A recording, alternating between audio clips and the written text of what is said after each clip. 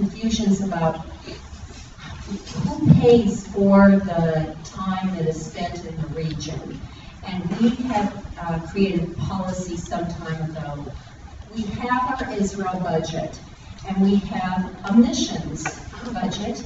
We also do missions out of other areas like marketing. And those missions are put on the calendar of opportunities for everyone. The partnership picks up many of those expenses in the region.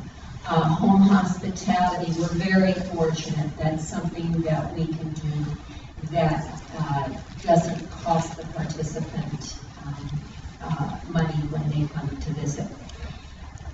But I would tell all of you, no matter who your ground tour operator is, if you are planning a mission for your community, you must plan on the expenses in the region being lunch, dinner, with the exception of home hospitality, entrance fees to Rosh Hashanah, to the old city of Akko. Those are things that the partnership cannot cover when they are your own private missions, but it's very easy to do, and putting in an allowance every day will save a lot of problems in the end when you're faced with additional expenses. So you want to plan ahead with that. But in the meantime, we have so many things that we're offering because we know that just as we're organized by our task force and our platforms to look at interests, we always say, we in America here, we're a Starbucks society, and it's not one size, it's not one drink, everybody wants their latte or cappuccino or whatever it is their way. And that's why we try to have trips that attract interest. So what I would like to do is tell you about a great trip that comes out of the Fort Worth Federation. An example of we do promote other trips when they spend significant time in our region. And this is an Arts in Israel experience. It's for next end of October, the 27th through November 5th. Kim Goldberg, who is our marketing director for the partnership, is personally doing this, a very accomplished artist in her own right, and has really spent the last 10, 12 years developing relationships with artists. This is for the individual in your community they've graciously opened it to the partnership. There'll be 4 days in the region, and then a lot of time spent in Tel Aviv, where obviously that's where the art scene is really happening. We're talking about architectural tours and design tours, and so if you have that kind of individual in your community who would be interested, this is the perfect time to go with a very nurturing community that will also really be educating your participant. Sorry, 2016, you're right. We always work very far ahead. This one's coming up very quickly. I do have some more, we can pass them out. And it just so happens Bob Goldberg here is very knowledgeable about this trip. So talk to Bob. I'm sure he'll be a good representative for you. So that's an example of a Federation trip that is really based on a theme, but is using our partnership and the extraordinary arts resources that we have in the partnership to reach a segment of the community. Jan, so the trip is going, we could find an individual who can go on that, which without this support, they'd be on their own. They would be, but they will be, I promise you, well taken care of by, your community counterpart, and we do take care of each other when we, find ourselves, whether it be in need. Would you like to say something? Yeah. You need this in hand? You know what? So, to that point, any of us that have planned missions for our communities know that it's a huge undertaking. It takes a lot of time to plan, to organize what a trip will be, and then recruit, encourage, and get a group together. It takes a huge amount of effort, but we also know the value of getting our community members' feet on the ground in Israel. And we know that nothing, absolutely nothing encourages engagement and participation like getting people to Israel. So if you come from a smaller community like ours, and you have people that in this situation are fans of the arts, this is a way to get them to Israel with other like-minded people, get them to really experience the partnership through an area of interest with affinity groups without having to go through all the planning of your own community's mission. So I will tell you, this mission has been a long time in the planning, and a lot of times we talk about when we take a trip, there's a couple wow moments, a couple things that we come back and we tell our community about over and over again. This trip happens to be an accumulation of wow moments from a whole bunch of trips. So this is an experience of seeing Israel in a unique way that you will never have seen it before. Through, as Jan said, through the dancers, through the painters, through the curators, through the chefs, through the designers. And it's going to be a really amazing experience, and I would encourage you to use this for anybody in your community who loves the arts, who loves Israel, who wants to experience the partnership. Get a hold of me, get a hold of Kim, and we would love to have folks from your community join. What are the dates? October 27th to November 5th. It's October 27th to November 7th in Israel, and then there's a 3-day add-on to Petra. Sorry. And I would encourage you, when you and your communities are thinking about your specific Federation trips, Des Moines a couple years ago decided they wanted to do a team mission on their own, but the families kind of wanted to go with their kids at the same time. They spent probably 7 or 8 days in the region, and they based out of our region. So that was kind of like home for them, and then exploring the country. There's so many different ideas. I'm very happy to discuss with you any creative ways that you want to do it for your own particular trips. But I also want to talk about the trips that are coming out of our partnership, and these have come from ideas either from the Israeli side or the American side. A couple of trips that are coming up here pretty quick. One is the bikers trip. We had a very successful trip last year for very serious bikers. And the comments that came back about the unity that was created with a group of guys that were cycling from our area all the way down to a lot was very impactful. But they wanted something that was for not as high level of biking skills. So this one that they're doing is really more for people who are really biking enthusiasts, but a little bit easier. And it, again, is coming up pretty soon. It's October 25th through November 1st. So anyone interested, please contact Heidi or contact myself, and I'll get you to Heidi. There's another one they call birding. For those of you, many of you know that the whole idea of birds going back and forth between the 2 continents there, and the Hula Valley attracts over 500 million birds a year. Bird watching is extremely popular and important in Israel. So, do you know the dates of that? November. We'll get you the dates. But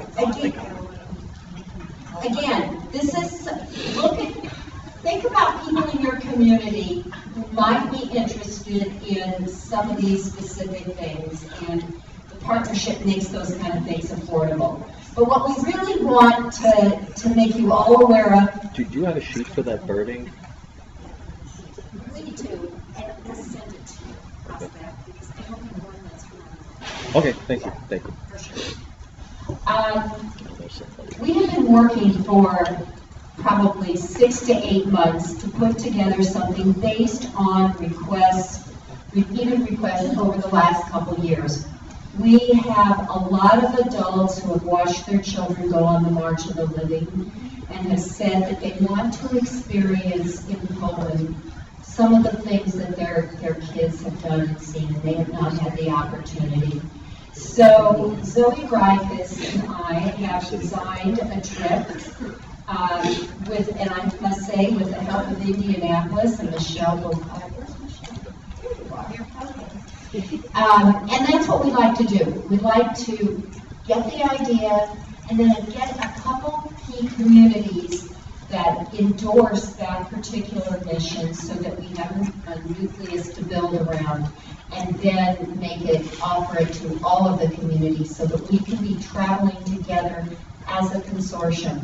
We did this last March when there was a national trip called P2G at 20, and we traveled together as a group. We had 28 of us, and it was a great experience. So we'll be doing this. You have in front of you, there's lots of choices on this trip because we knew that we had to build in a lot of flexibility.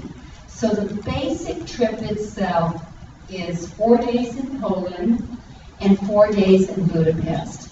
Now, this is a very significant trip for Budapest. We're excited. This is the first time that we can take all of our communities together to go to visit our community in Budapest. It's not just for us to see them, but for them to really have an opportunity to see the partnership, to experience something like these steering committee meetings that they normally would not be present at. So it's a great opportunity. We've heard some exciting things, and Vera mentioned yesterday, which I had no idea, that there'll be a big Independence Day celebration. We will be able to experience that in Budapest and see how this emerging community is reaffirming its relationship with Israel and with world justice. So the whole trip together is $29.50. That is land only. That is for double occupancy, 2 people in a room. And then we are offering extensions. Right now, we have an extension to see Jewish Berlin, which has, this is the new hot place, and I don't have to say much. Between Herb and Kathy yesterday, you heard about Berlin, and you heard about Budapest. So that is one option when the trip concludes. Those who want to can go on. That is an additional cost. I think it's around $1,600, $1,650. We will be staying great accommodations, all 4- and 5-star hotels. Meals included and everything. It gives you the very basics under what price is included. We also are going to offer the opportunity for those who would like to go to the Western Galilee following the conclusion of the Budapest portion, because we're very excited. We are going to have, and it sounds like a significant group of Israelis joining us in Budapest. So we can travel with our Israeli partners back to the Western Galilee for about 3 days. The trip concludes on a Tuesday morning. People will either fly out, fly home, fly to Berlin, fly to the Western Galilee. We may even come up with another European city. There's talk about finding another one to give. We're real big into options. We want to make this attractive to people. The other thing I will say to you is, if you have people in your community who say, I've been to Poland, I don't want to go, They don't have to. We are breaking this trip apart. So if you only want to do the Budapest part, that portion, I believe, is around $1,400 for the 4 nights there. We actually arrive in time for Shabbat dinner in Budapest, and we will be spending Friday, Saturday, Sunday, and Monday with real partnership experiences, something that you don't often get to do when you do a European trip. Obviously, we are going to see from what was to what is and what's vibrant today, and that we are a part of that. There's a lot of detail here. What I would say to you is, particularly the professionals in the community, you all know how to be in touch with me. I'll walk you through the process. Everything is done through the local federation. These flyers that Kim has designed, you can adjust these to any of the information that you want in your community. I suggest you put your name and your contact information onto these flyers, but you as the professional or the lay chair, definitely be in touch with either Zoe or myself. The deadline that we have set up is January 6th. Working with Europe is less flexible than working with Israel in terms of deposits and deadlines. So we have up until, I believe it's February 1st. If you take deposits, there's no problem. Somebody cancels before then they're completely refundable. After that date, then different percentages. What was that? February, January 6th. January 6th is the deadline. And then there are different levels of, you get 20% penalty, 40% penalty. We are going to have more information out. We just wanted to make sure that we had the information for you here. But the deadlines are firm, because after that, we will have to release hotel rooms. I want to say something about air. Air is complicated when it's not coming from one federation. Then it's easy, but we've got 14 different places to worry about. So you will all do your own air. I just wanted to say something about the trip that Bob is organizing in Fort Worth. Is when a federation, and this is just good practices from a volunteer perspective.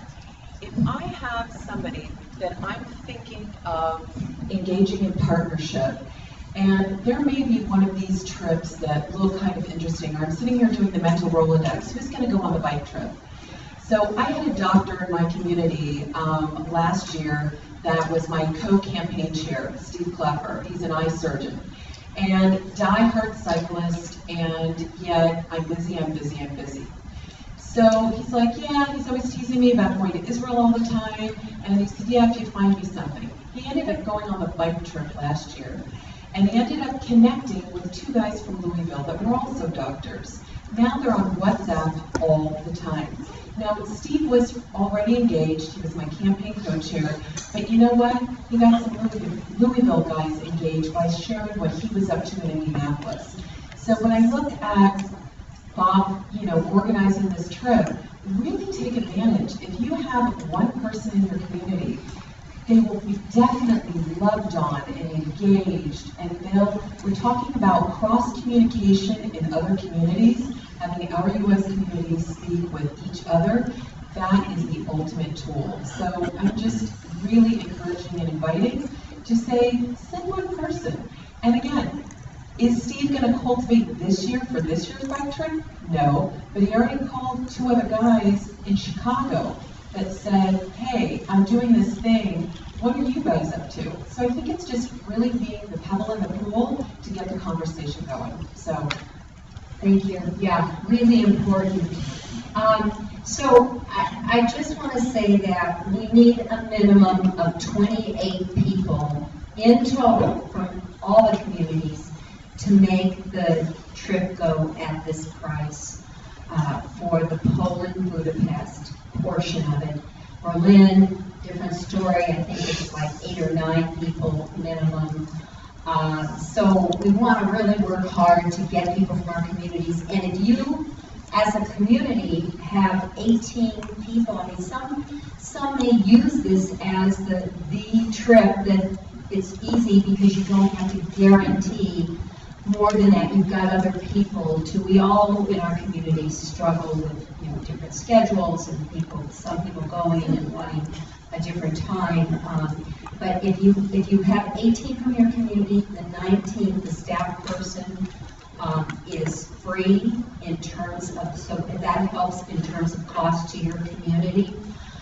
We're trying to do whatever we can to make this attractive and help communities with the resources. Can you, and I know you will, but I just have to ask, can you email it out so electronically we have it and can tailor it to our community? Okay, so we're doing it here, but we have a letter explaining the deadlines and the procedures, and everything will be going to all of you, but we kind of wanted to give you the heads up here to start thinking about it.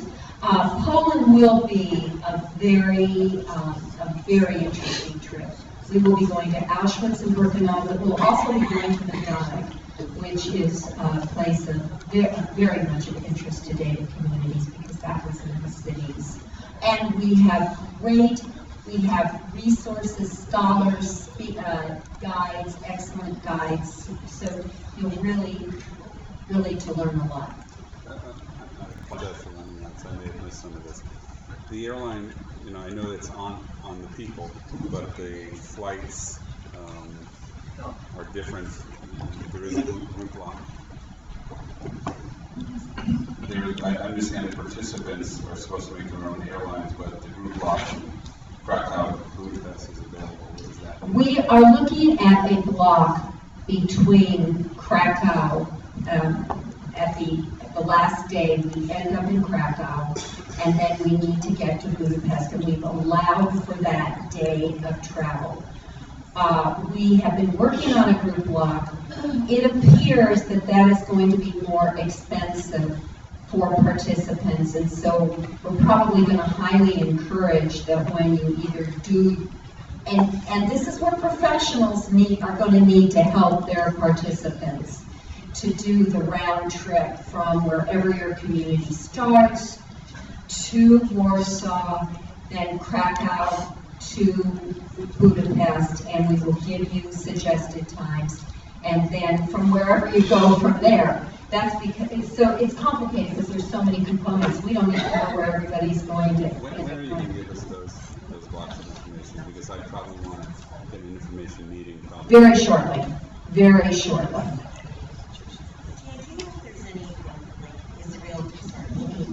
Just Israel trips coming up for next summer, because I do have a number of people that have expressed an interest to go, but we're not able to go with the permissions yet. So right now, I don't personally, we haven't planned it in our budget.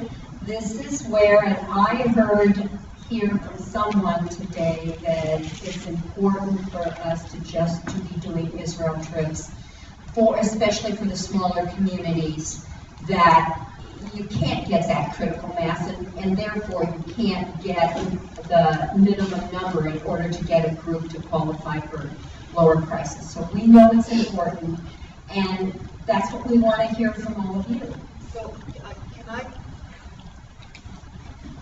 So perhaps even though we don't have a particular partnership trip coming up, if any of our other 13 communities have something coming up in the coming year, if you share your information and you're willing to have a few more people from the smaller communities join, this is part of what our platform is all about. So personally, I think that should be a no-brainer. Yeah, and we're trying to promote those, just like with Forward. San Antonio Community Mission, that's going in February. So we already have the 20 sign-ups for filling up. So we'd welcome anyone to join us. I'll send out the flyer. San Antonio in February. Yeah, and I think Israel, not to say, I mean, we're welcome to San Antonio. I'd love to go to San Antonio in February. If anyone wants to. Yeah. San Antonio, February at Deb's house. Okay. So just real quick, I think some of the takeaways we got from yesterday's discussions too is that we need to have more regular missions.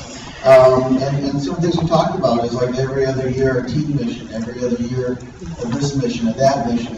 And I think that's the homework for the task forces to take home as they're starting to do 17-18 planning as well. I think that's one of those loud and clear messages. Andy, do you have something else? Well, I wanted to tote Jan's other hat that she works for Omnia, and I've done 5 or 6, 7 missions over the last blank number of years with Jan. So if your community wants to do something and the partnership doesn't have something, or the dates in San Antonio don't work for you, Jan is great and will design any kind of mission for you. You can pay me later, Jan. You know, it's cool. Sometimes when I travel with Jan, I went to Louisville with Jan a few years ago, and you know, for the first half of the time we were working on getting things going in Louisville, you know, building a task force and those kind of things. And then the next day I went with her to do, when she put her other hat on, with Rabbi Miles down there, who was, you know, planning a mission and doing other things in this congregation. So we are amazingly blessed to have Jan, you know, part-time for us, part-time with Amiel. It's just an amazing shut there. And, But if I can say something, regardless of who you use, I am very available. My passion and my job is to make sure that you spend time in the partnership. I'm guilty of taking communities that weren't even part of our partnership and forcing them to the Western Galilee, because there's just wonderful experiences. And now I know about Albert's new extreme whatever for the families, just another great attraction. So whatever you do, whoever you are planning your trip with, insist that you spend a couple days in our partnership, because regardless of the trip, that's what people come back and say made it different from the others. anything else on missions? Any other questions? Awesome, thank you, Jan.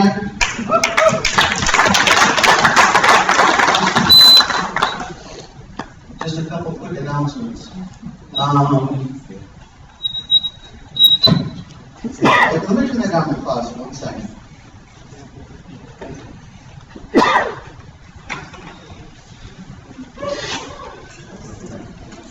Okay, try it now.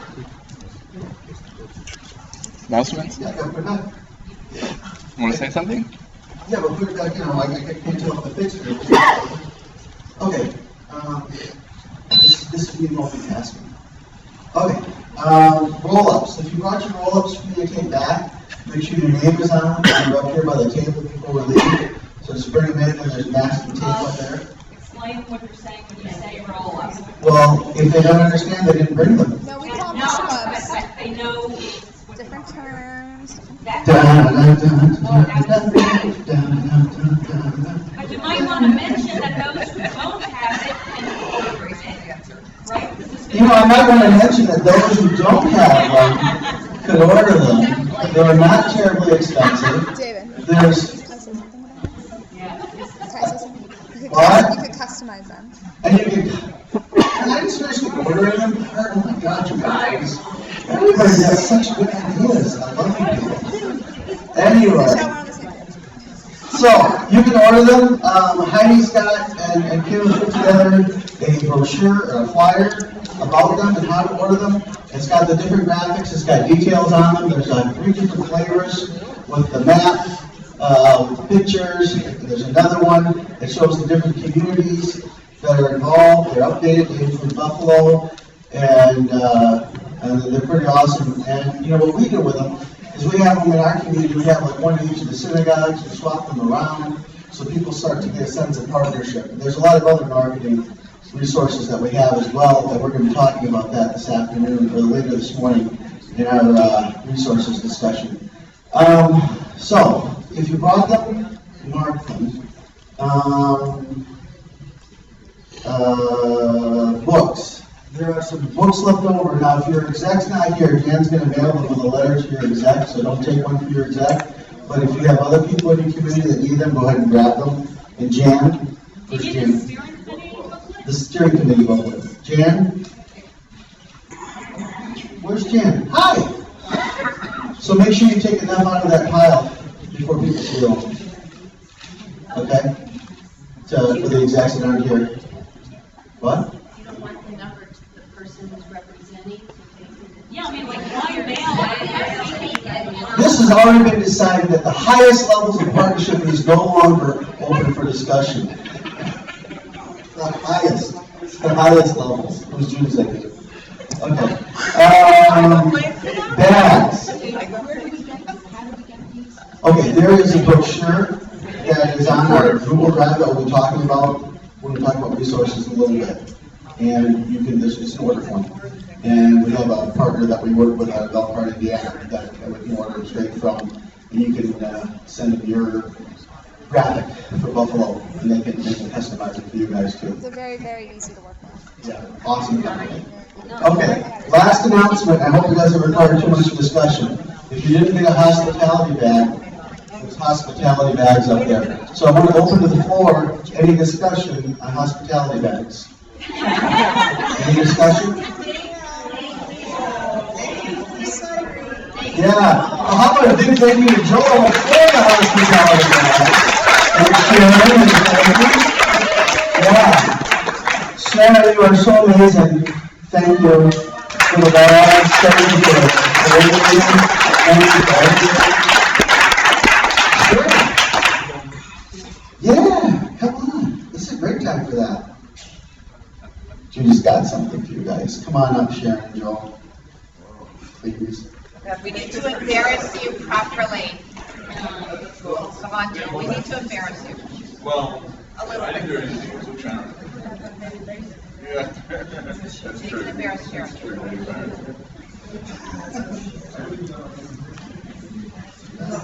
Sharon.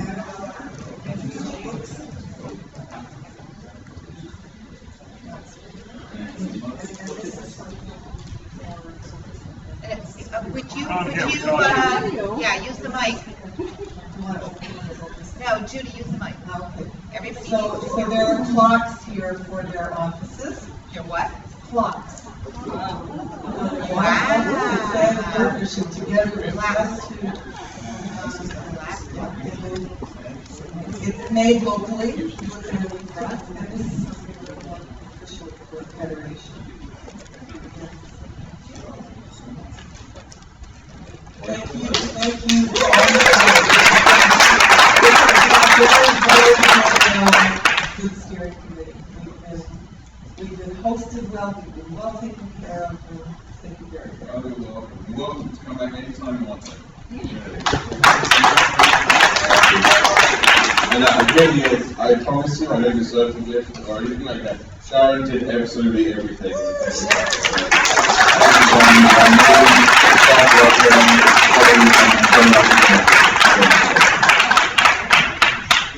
Okay, so we're going to shift gears here, and we're going to watch the partnership movie.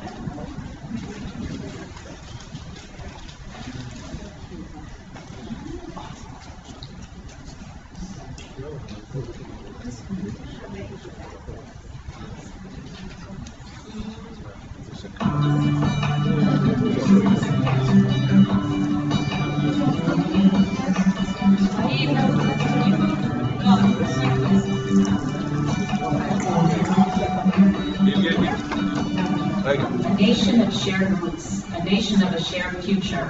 A deep bond of identity has kept the Jewish people together throughout history. This understanding has strengthened us through all challenges. Since 1997, Partnership Together plays a crucial role in strengthening the Jewish nation. Our partnership connects Jewish people from the Western Galilee, the U.S. Central Area Consortium, and Budapest, Hungary. Many places, many people. strengthening communities and creating a strong shared identity. The partnership enables us being the center of activity involving so many people on both sides of the ocean, causing a lot of satisfaction and feeling of being part of something. Developing and strengthening the relationships between the Jewish community will promise continuity of the Jewish people, and that's what's important to all of us. From preschool through high school, teachers, children, teens, students, and families can connect both virtually and in person through the many educational opportunities. During the year, we do many special activities at the kindergarten. The kids are very excited about it. Jews are Jews all around the world, and like a big family. The partnership helps us to expose our children to the importance of the Jewish identity. We show them, they show us, and we feel that we love each other.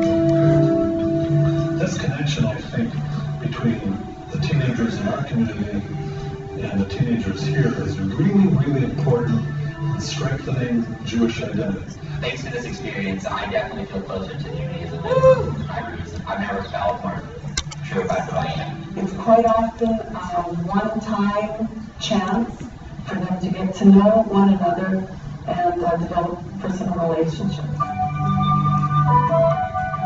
Arts has always been a language that connects all human beings around the world.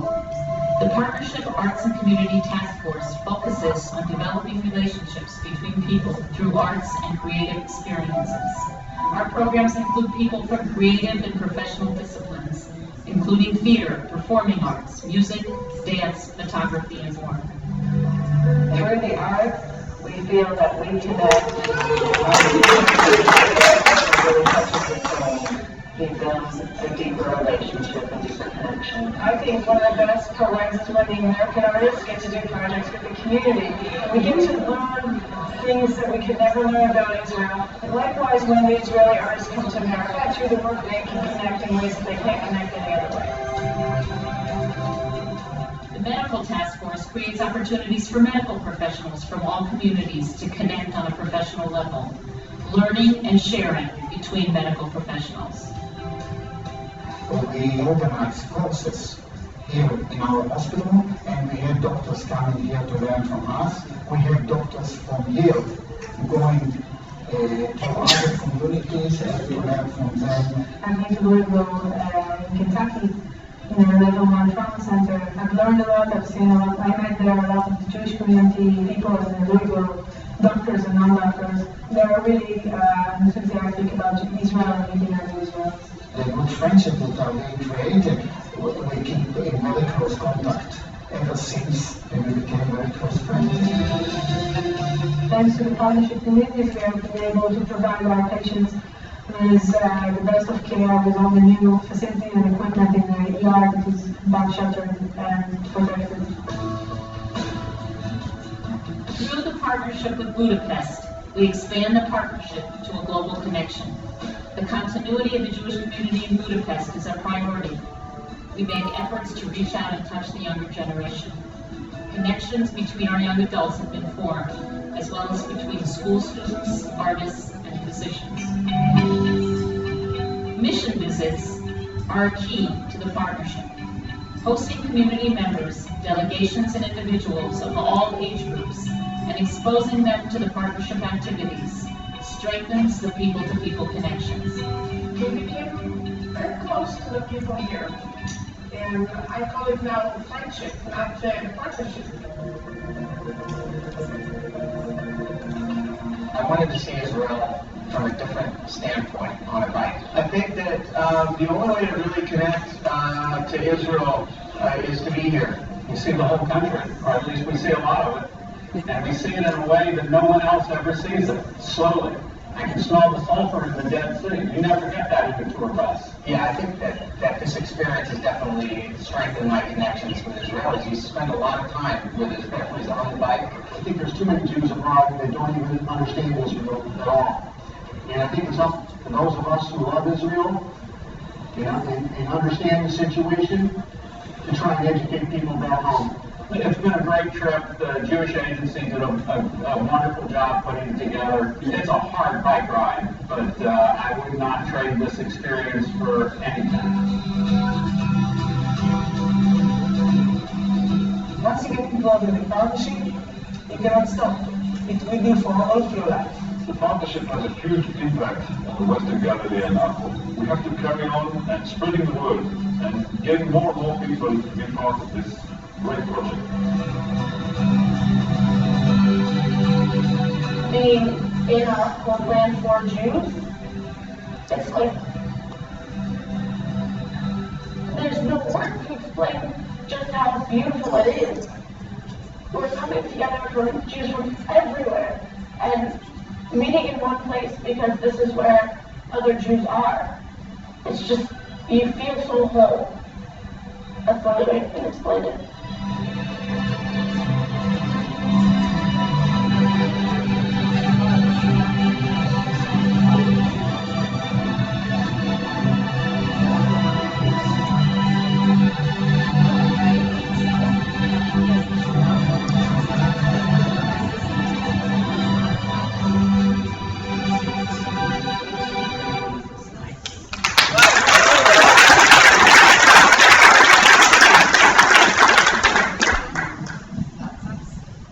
For those of you that were, and many of you were at the steering committee in Fort Worth, that was a video that came out of the marketing task force.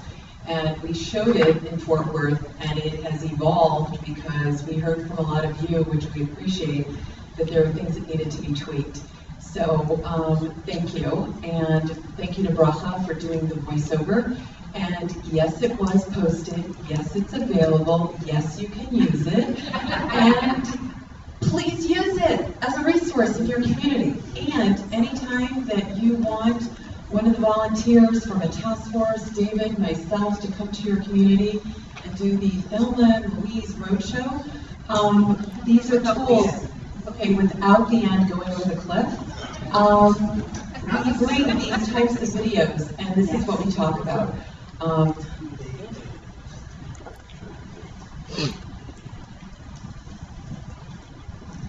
Just two minor tweaks. I understand that one of the girls from South Bend and then our wonderful friends from Buffalo, we got to put them in the beginning as well too. It's already outdated. Just get out. I understand. We have to go to Buffalo and do another movie. There you go. We have our kickoff dinner and We'll be there. Okay. And we're going to talk about where to find all these resources later today, so you guys can have them and have access to them. Because you think about it, how powerful is that video? And what if we're on an e-blast with your Federation stuff this week? And what if in a couple weeks you had another movie you could send out on an e-blast and all those sorts of things? So it's really easy to promote partnership in your community. I'm going to turn it over to Bracha, who's going to talk to us about, share with us about the Partnership Center, our new home in the Western Galilee, and then talk about Tikkun Olam. Hi, this is when I really need hats. It's okay. First is on one hat, and then we'll move to the other hat. So this hat is the Partnership Center. Just a little background for those of you who are first-timers here. A few years ago, we cooked for quite a long time the idea. Albert was one of the main chefs of this idea to create a center for the partnership. We were to put a plan together what that might look like. It was important for us to do it in partnership, I say with a small p, with one of our municipalities. We worked with Akko. We created a plan, and unfortunately, and actually created a plan, put out our materials, began to raise money.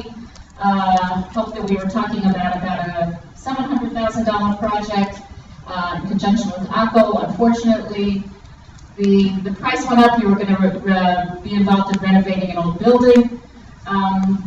Price went up. It became not reasonable for us anymore, and we had to leave Akko, and we then went to Montasher. It was important for us, as I said, to do this together with someone else. We wanted to make sure we were going to create a building that would be in use a lot of the time. We host many missions, we host lots of activities in the Western Galilee, and we also need office space in the Western Galilee. But we wanted to make sure that we were going to create a facility that had a lot of uses, and also helpful to us and to us in our standing as partnership, part of the Jewish Agency, that if we do it together with the locality, basically they are very complicated process, but they are leasing the land to us to do that, and but then they are also taking responsibility into the future for maintenance of the building, because it was important to us as the partnership not to be stuck with a leaky roof in another 10 years. So, so we are now on our way, we hope, and I still say God willing, because we are waiting now to sign the contract with Mata Asher. This has been quite a number of months process. I will not bore you with all the details of what it takes to sign a contract between the Jewish Agency, the Regional Council of Mata Asher, get approval from the Lands Authority, and on and on and on. So it's been a long process, not always an easy process. Mata Asher, I wanted to make sure that I said, and you heard it from Yoam yesterday, it's very important to them as well. We see this as a very significant partnership. They've really enabled us to have, and I say this, and not just because that's where the building is, it was always my favorite part of the beach. It's north of Nahariya at Achziv, for any of you who've been there, and it is a beautiful, beautiful location. We will be looking out at the beach. As Judy has said many times, we're just not sure if anybody's ever going to go in and work. Because I'm telling you, if you drive up there in the morning and you look at the beach and you look at the building, even though the building will be beautiful, I think it's not such a hard choice. But we'll overcome that issue when we get there. So I have a few flyers here. I would have many flyers, but we have decided that we'll restart our campaign as soon as the contract is signed. We really, as I said, we've crossed many hurdles, jumped many hoops, and we really hope that we're almost on the last one. So I'm hoping, but I don't want to put any time on it, that in the very soon you will be getting those email blasts that say, okay, we got more money to raise. So, but we do have, to this point, we have a $1.5 million fundraising goal. We have raised half of that. We are actually $730,000. For the more newbies, we will, as I said, as soon as we launch the campaign, we have asked every federation to be a partner and individual donors. We've tried to make, as we say, a partnership center is important in that there are many, many partners and there are lots of people involved. So we've made a very low entrance for getting your name on the wall, because we really feel that it's important for the very essence of who we are to have as many names on the wall as we can. Because think about in your community, if somebody comes, sees names on the wall of people that they know, that's one more way in which they'll connect to where they are, to the Western Galilee, and to the partnership.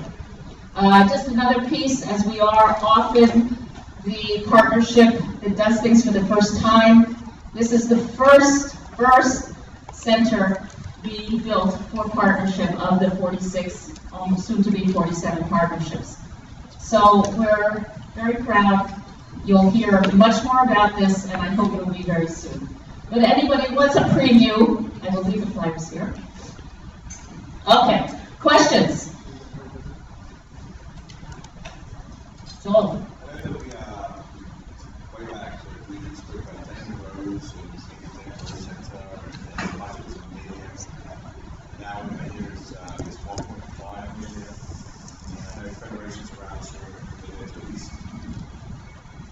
Federations around this room commit at least $25,000 each. Are you saying that you're going to come back to us and say, it's not 25, we need more? Let's just say that the committee, which you sit on, hasn't made such a decision yet, okay? Any other questions? Very good. Okay, close your eyes, and then open your eyes. Okay.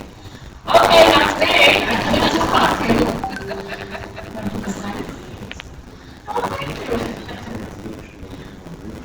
Okay. Tikkun Olam, you have a page in your books. Okay. Tikkun Olam, back here behind us, somewhere, right? We have the sheet that says that what we need to do is raise more money. So, raising more money usually means being able to tell the story in your community. What are the impact of your dollars? What are your dollars going for? How are they helping people? And that's what the Tikkun Olam is about. When partnership began 20 years ago, partnership began, no one quite knew exactly what it was going to be. And there was the people-to-people element, and there were social programs, and there were economic development programs. So we, in fact, allocated money to various social projects in the region. Over the years, it became clear to everyone sitting at the partnership table that the real uniqueness, and we talk about our core competencies,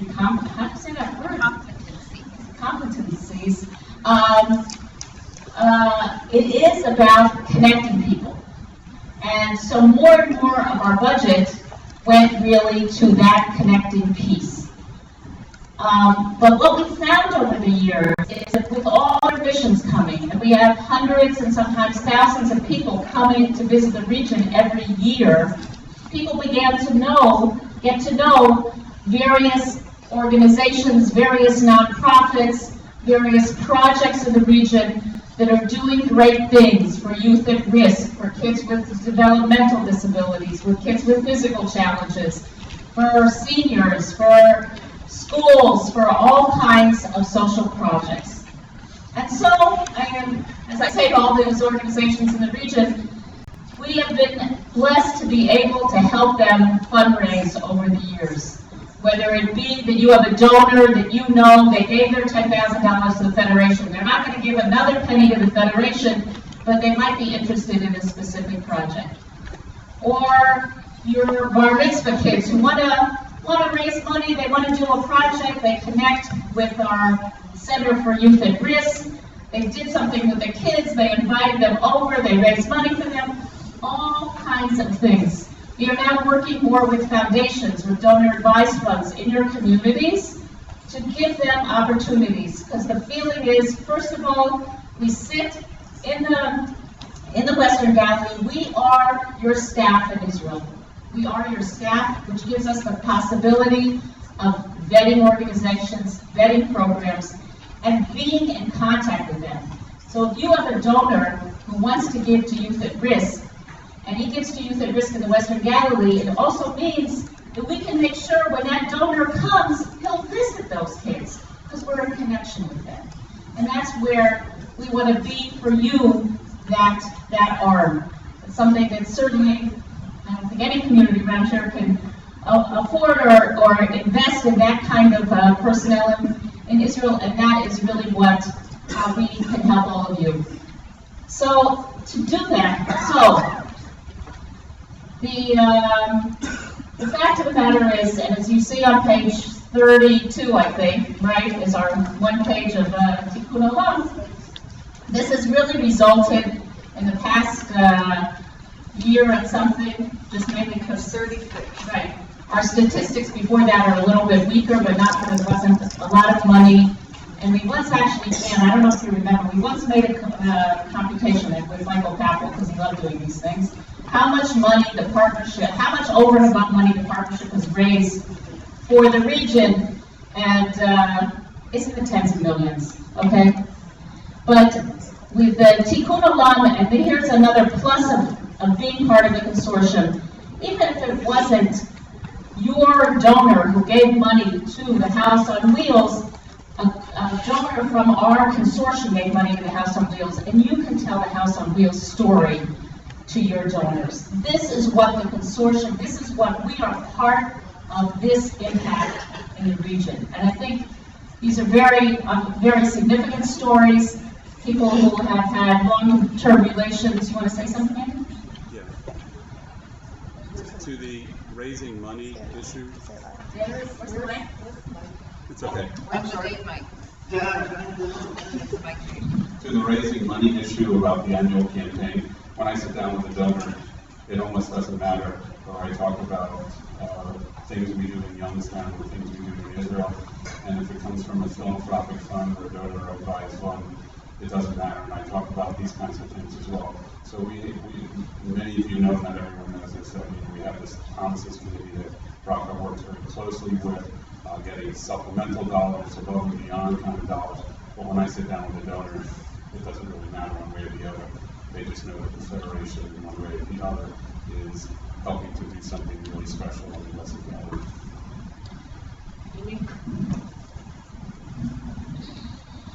I want to add one more example, smaller numbers than the Thomases, but we have a donor not connected to partnership, an elderly guy. He's not coming to Israel, but he did once voice concern about security in Israel. Security matters to him. And so I approached Bracha and I said, give me something security. And she inquired within the partnership, looked for something. They needed to get various things for the police. Like the civil guard. The civil guard, they needed something. She prepared a proposal, showed it to the guy, he loved it, and then for a few years he was funding something there. So sometimes you don't know where it's going to come from, but always ask Bracha. Bracha, it's called leveraging Federation resources. Leveraging Federation resources, raising more dollars. So to this end, we want to try to make that information as available to you as possible. So you'll hear more about all our technology in a few more minutes, right? But what we have created is these project proposals. They're one page. You don't have to turn anything. You just have to read one page. On the right-hand column, it talks about the organization. The left-hand is something specific about a project. They range, from $5,000 to I don't know what. But some of them you'll see that any amount of money can be helpful. Some of them are for specific things. But these will be on they actually are right now, but we're retitling them. So they are on our website. So you can go to the website, you have a lunch meeting in, another 12 minutes with a donor, and you're thinking, oh my gosh, what story am I going to tell them? I want to talk to them about a specific need.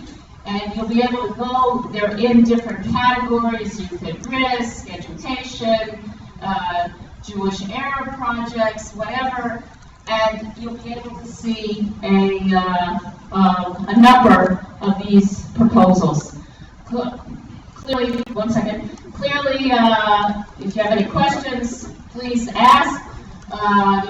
There's not enough information or whatever. Our goal is to put up more and more of these. Just as an aside, really in the parentheses, but in order that we have more contact with nonprofits in the region and to help them, because this, looks like it's easy, it's a one-pager, but for some people to write a one-pager in English that you will also understand is a very big challenge. So last fall, the partnership subsidized, we created a course together with the Western Galilee College for nonprofits in the region to teach them about fundraising.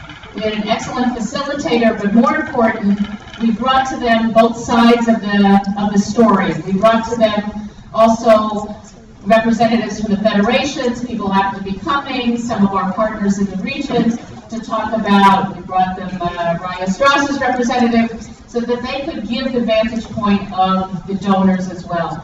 So we're doing a lot, so you can also talk about that, how we're really doing a lot to enhance the capacity of nonprofits around the region. So Lauren, I speak to you. So one thing to add to this, I get requests about these kind of things all the time, because I play many roles in the community. But what about mitzvah projects that kids in America could do that could be sent to some of these organizations?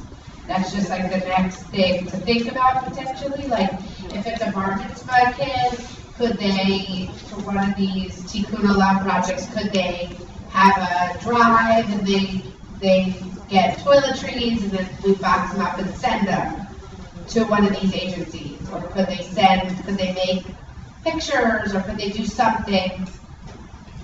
Okay. To be quite honest, the most people that request this are bar mitzvah families that are looking for some tzedakah project.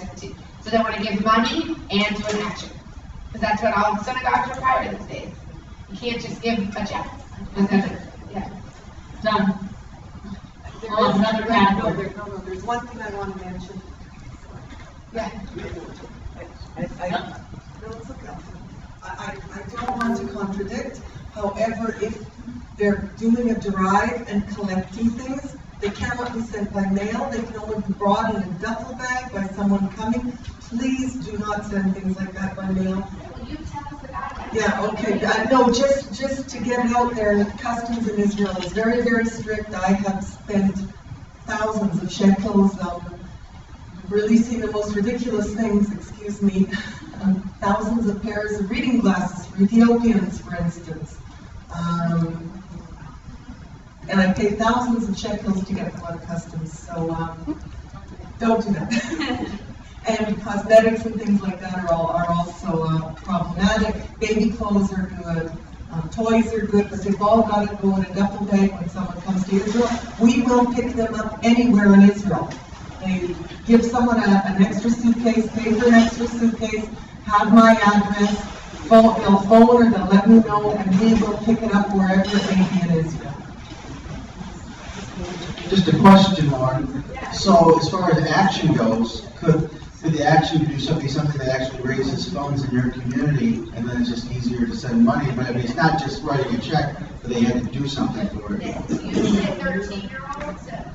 Sorry, it's usually a 13-year-old. So, like for instance, if we could, something that I'm thinking about in our community, if the partnerships person could meet with all the synagogue rabbis and talk to them about partnership, and like this is a great way for bar and bat mitzvah students to help the partnership. They could give to one of these funds that Racha's going to share with us, and they could do a project for them. I think that could be a great way to get the word out on partnership.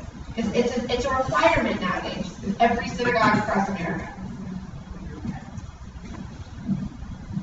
Going along with that idea, I think it'd be phenomenal to even write up something where the bar mitzvah kids can have a duffel bag in the middle of their tables of their kiddush lunch or something, and people would bring stuff and with a specific list of things to fill the duffel bags with. I think it's a fabulous, and that way they're actually doing it. There's an action, and they know where it's going. Michelle?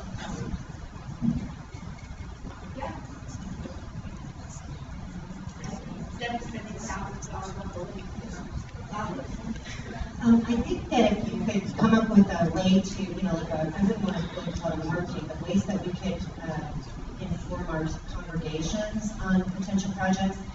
So I had a lot of trouble connecting with agencies when my kids were having their b'nai mitzvah and they wanted to do something, and I wasn't into sending, running socks or anything to Israel, but I have a daughter who's dyslexic, so she made it her mission, and she ended up getting lots and lots of gifts, and she gave so much of her mitzvah money that she became a not a line of Judah, pomegranate, that it went to a dyslexic center in Israel.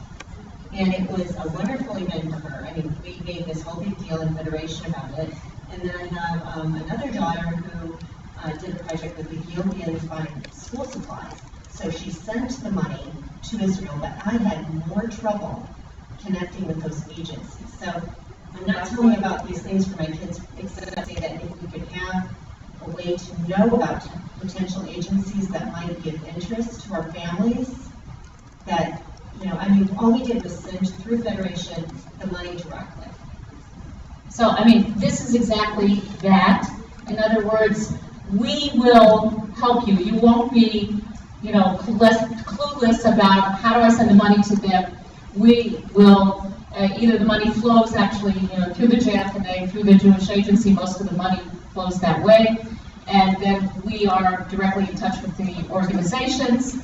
And there's all kinds of ways that money flows to organizations, whether directly or whether if you want it to go to buying something, then we actually buy the things and give it to them.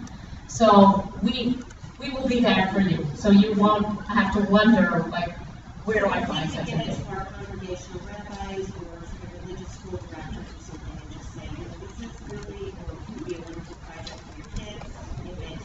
If the community knows about it, they might be more interested in donating to it. Great. Questions? And we would really like feedback as I travel to a few communities now. I took these proposals and had the foundation staff and the campaign staff sort of look at them and give us some feedback as to whether this is in fact the way they'd like to see things. We've spent a long time trying to figure it out, so your feedback is very welcome. Andy? Somehow I think that the issue of mitzvah probably is best in the education task force. The education task force could come up with a mechanism, ideas for what communities can do. That way, we can publicize it. Because we're all looking to do something in our community that fits us, and if we can publicize this, we can make another connection as well too. And I'm just wondering, do you think that that's not where it should be? But I have to think that we have our educators, we have our synagogues that plug in. So I'm going to answer for Gil, because Gil answered yesterday and he said he's always looking to partner more with across the partnership. So we'll do it together. Right. Was that the right answer, Gil? Yeah, like what you're saying is you're suggesting to make the donation just the end goal of a long process for the bar mitzvah kids? I'm just suggesting that you guys process it and think about X number of places that would be appropriate for dollars, for donations, and that way you send it out to all of us, so that way we can think about how we might be able to use it in our communities. Kids love schools and other kids. And the B'nai Mitzvah children can twin with another partnership community. One may not be able to raise all they need, but join with another community on the partnership.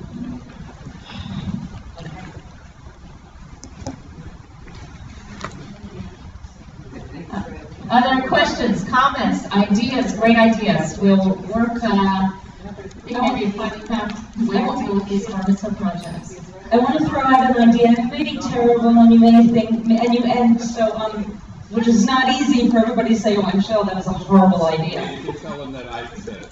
But, okay, so here's what I'm thinking, is that our youth is very involved in sports, and here in the United States, when you're involved with a sport for like 3 months, it's just like one session of soccer or softball or God knows what. Here in the United States, we're used to that the kids get the full uniform. I mean, the parents go and they buy the T-shirt with the number and whoever you're advertising on the back, and the shorts and the shin guards and the everything. And then they use it for 3 months, and then that season is over, and it goes into the closet and eventually hits Goodwill. And I'm thinking now about Israel. I'm thinking this shouldn't sound right, but I'm thinking about the Arab villages, and I can just envision the kids that are playing soccer just out. Nobody there is ever buying a uniform for their kid. I mean, you just go out and you play ball. Or I'm thinking about kibbutzim, moshavim, or wherever. So, I don't know. I'm just saying, is it something, any of the kids in Israel? Let us check it out, because chances are, kids that play on teams, they all have uniforms. One way or another, the kids have uniforms. They're playing on teams, for sure. Okay, because we once supported a 4th grade Arab children and Israeli, this is way back. Remember the teams that we gave money for buying the uniforms? So we'll check it out. We'll Okay. check to see if there's a meeting. Okay. I didn't know. Okay. Okay, we didn't throw tomatoes. She's not even, okay. Are we good? Thank you very much.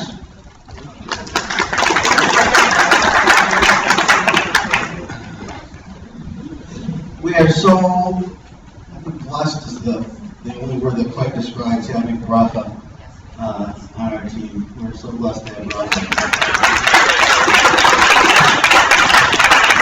The new people, I mean, she's really been here since the absolute beginning, and she's absolutely the heart and soul of what we do. We're going to take a quick break, and when we get back, we'll continue on. Hi! Hey! Come on up here.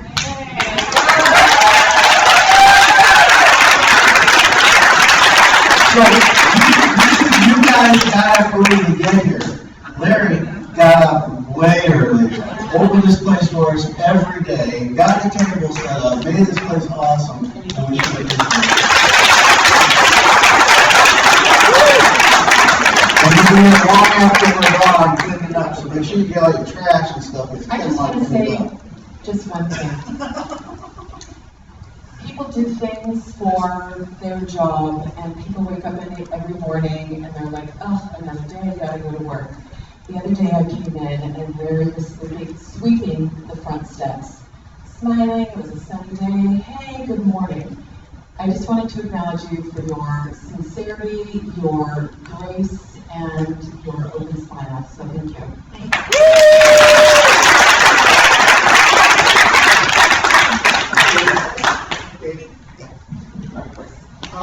A couple of, some of the Buffalo delegation is leaving now, but the Rosenhawks are remaining to the bitter end. But on behalf of Leslie and Randy and I, because we have to scoot back, we just can't thank you enough for the inspiration, the opportunity. You have no idea what it feels like to be new coming into something that's existed for 2 decades, and to be able to see a window into ways in which we can engage dozens and dozens of members of our community in a meaningful way.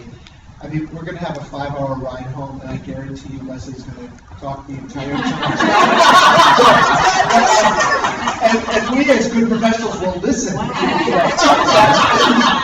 No, but I just know what's going to happen. We're just going to be brainstorming about all the things and the strategies, and then we're going to share that with Howard and Valerie, and we'll debrief some more this week. But before we split, just really thank you and all these wonderful new relationships we have. Really moved. So Thank you.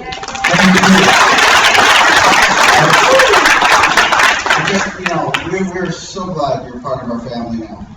It was so fun kind of getting on this path together here, and then you meeting everybody in Israel and phone calls and the webinars and getting here, but I'm just feeling you're part of our community. And the one thing, take advantage of us, talk to us. We want to come, we want to come out and help you build a team and help you, just really find your place and fit in. To that end, I know that we got an attendance sheet when we first arrived, and I believe everybody made their changes and added emails. Will we be getting an updated one? Yes, we'll send one in the mail once we have everything. Thank you so much, because that'll be a great way for us to keep these connections going. And if you ever have any questions, feel free to email or call Jan or I just to say, okay, this is here, this is there, because it's complicated. I'll put you on. Try to make it easy, but it's complicated. Okay, let's take a break and hug everybody from Buffalo. Thank you.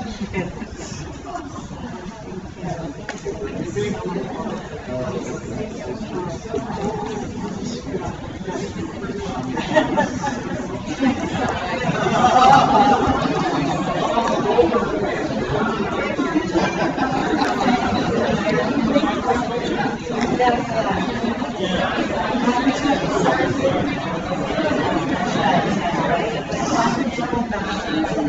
thinning stretch, is that what this is? Yeah, you got it.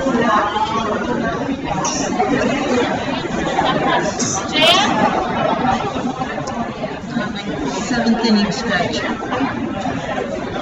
You look sleepy.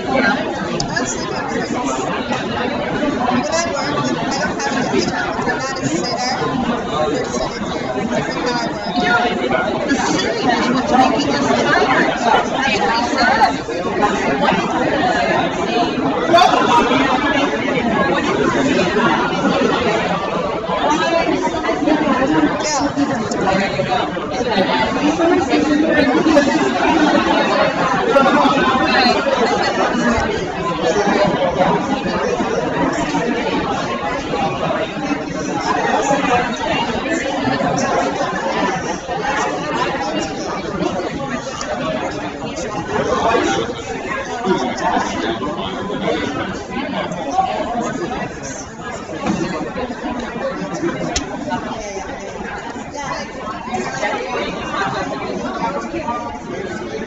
Alright, let's see, get a present and see what we can get.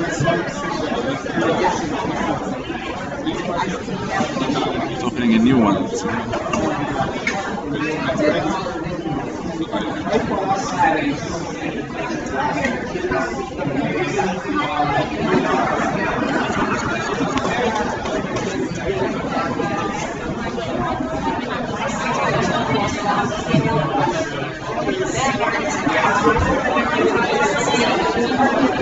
It doesn't really work. Well, let's say, is there a choice in the template to customize or use your own? Your what? Your own, because I want my own back. Right, so you're talking about the background. Where would I? I'm just picking any random one. Okay. Or certain blank. Let's say you want this. I want just a background different. Okay, so it's going to be on choose my template. So I'm going to use this one.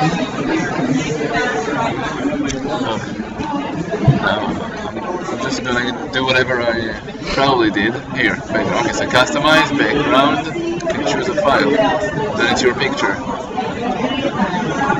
That's it. That's it. But like I said before, then it moves. moves.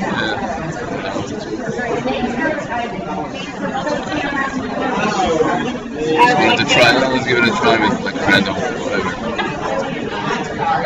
Okay, so now when you present,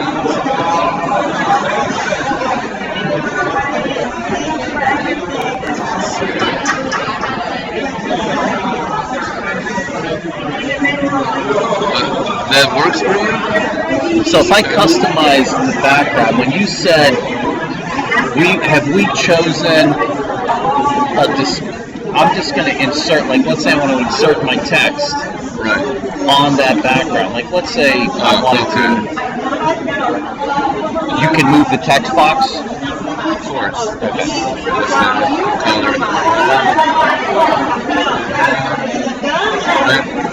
Now, when you click out, you move it.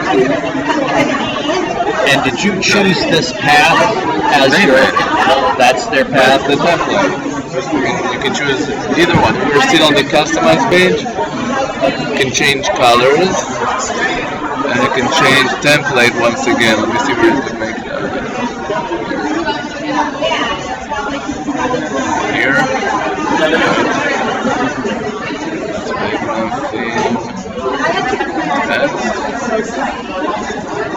That's too much.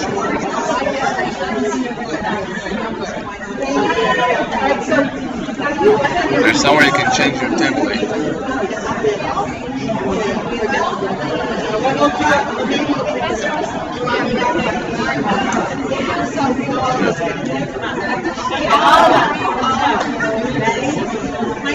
I don't think you have to restart to change the template. I know you can do it from the inside.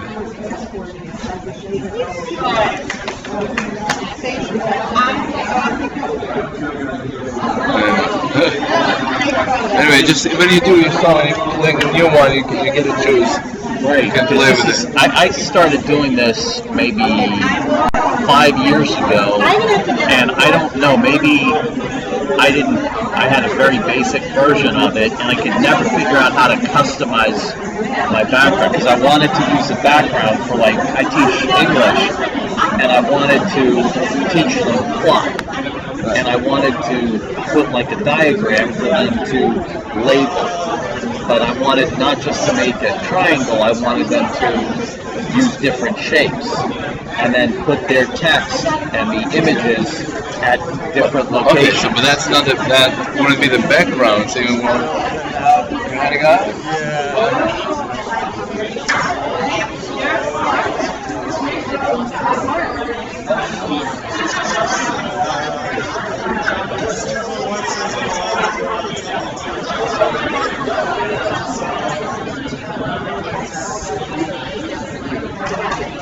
So what were you saying that the shapes, you can choose shapes, just have that, you can customize completely, it's not the background, you just add more and more shapes, you're not limited to what they give you. Well, what I would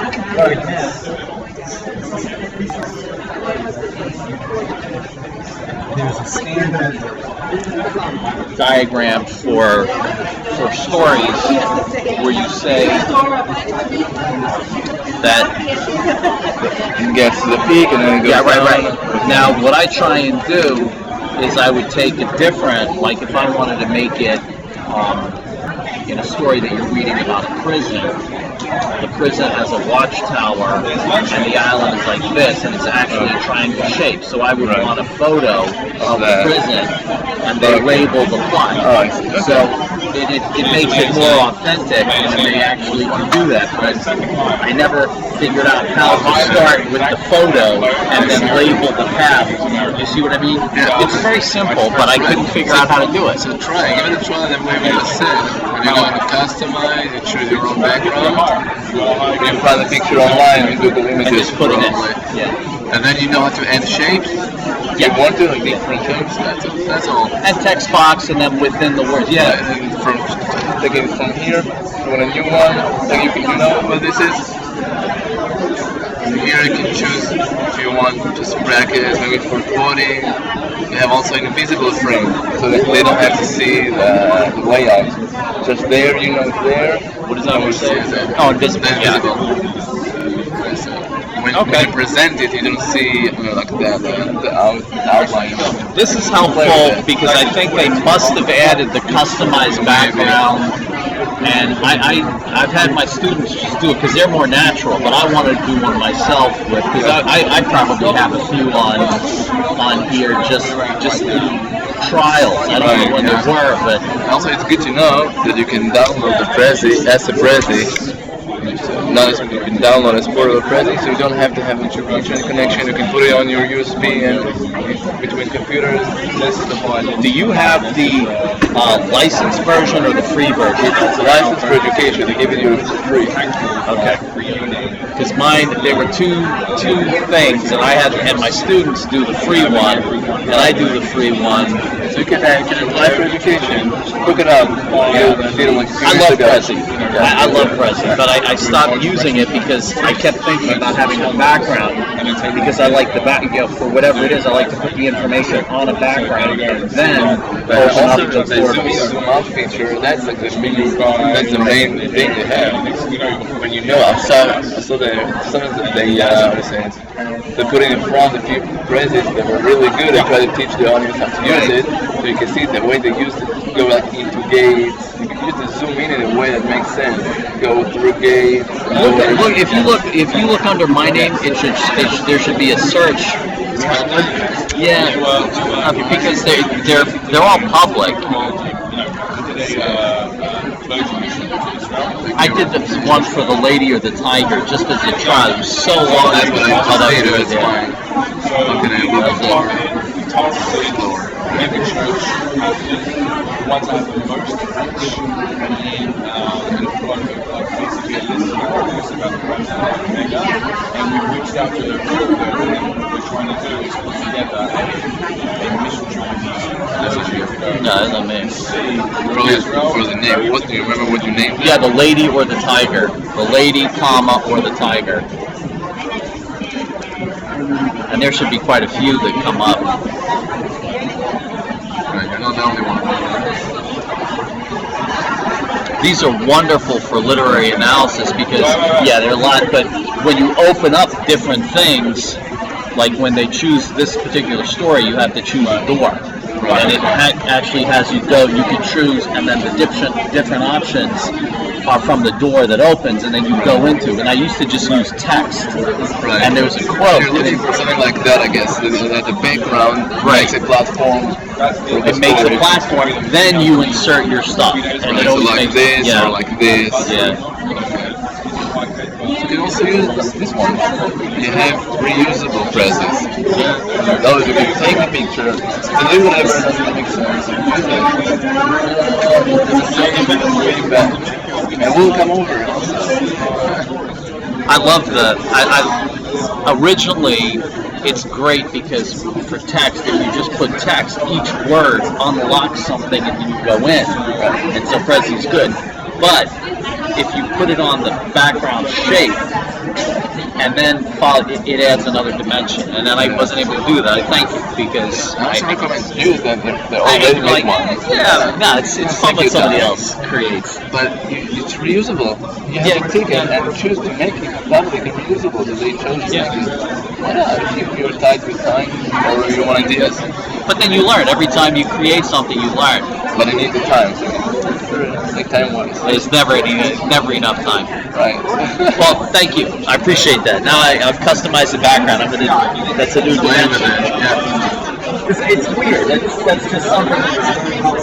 But they keep developing. They didn't have Hebrew at the very beginning. I had to tweak it to put Hebrew inside because I use it for my masters. And then at some point they added the Hebrew. For literature, I think just using text is great because then you go into each word, and then the metaphor of unlocking a word and meaning into as you keep opening progressing. It progresses. Because what I originally did was it took a quote from the story, and I had to explore what each word would suggest, and then I did it. But it's sort of boring seeing it first, just the quote on paper. It's always nice to see. Kids like to see a picture. Then you have the words, and then you unlock. It's constant salesman. You have to constantly, because they have limited attention. These days. Thank you. Let's go ahead. We can share ideas if you want to. Absolutely. Back and forth. You have my contact on there? Yeah, I can give you the card. You want to use the card? And Andy's a very, very close friend of mine. So, right. No problem. You have all resources. Absolutely.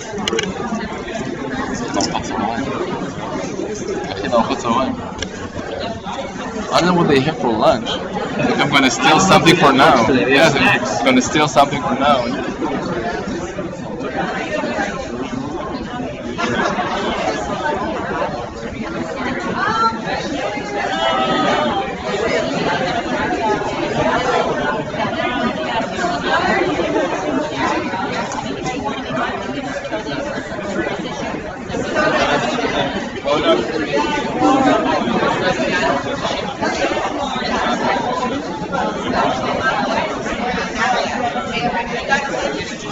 I knew they would get it.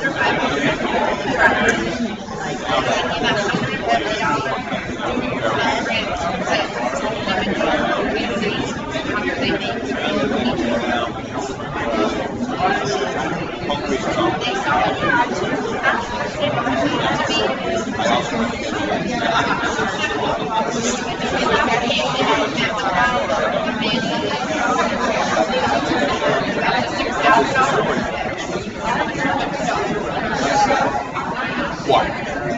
That's the one thing that and they got it. So they've raised that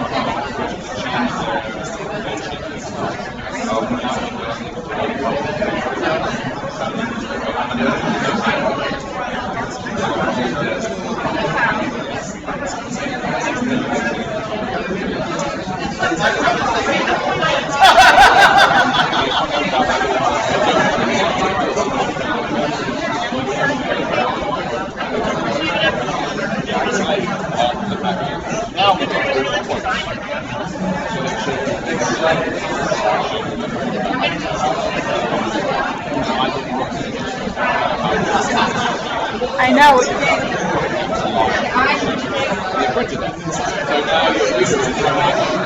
Yes, they're out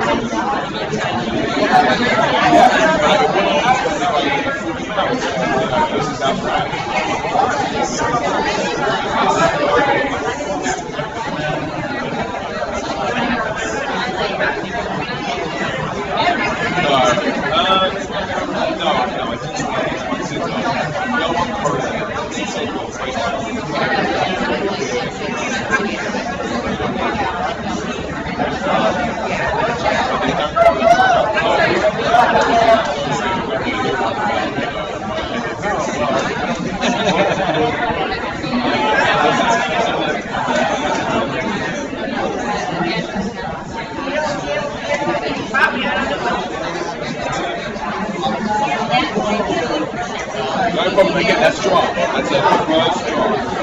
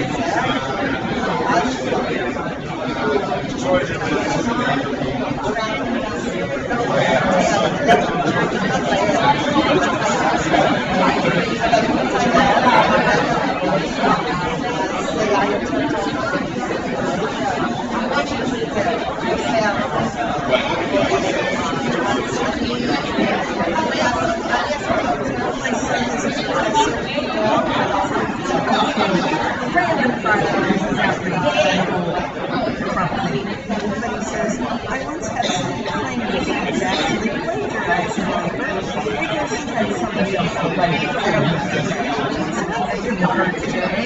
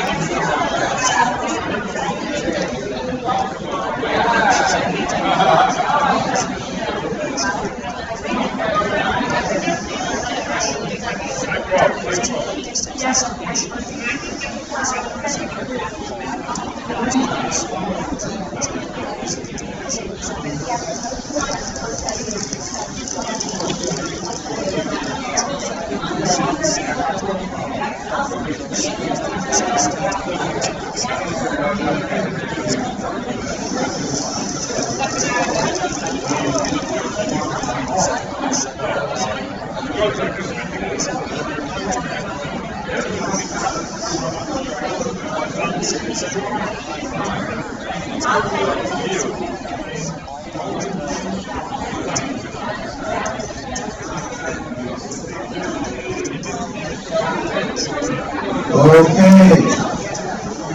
Let's start getting that together. We're going to be into the web pop. I will. Just too much strategy.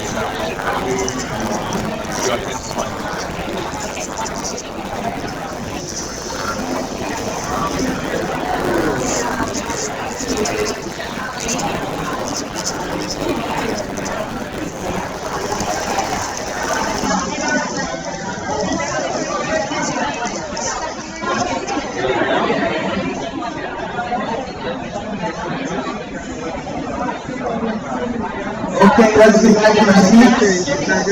They posted this.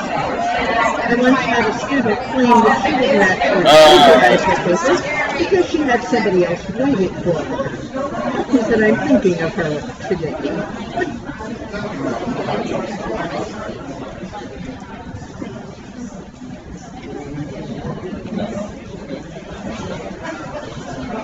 You're such a chick. Bagels and napkins to go.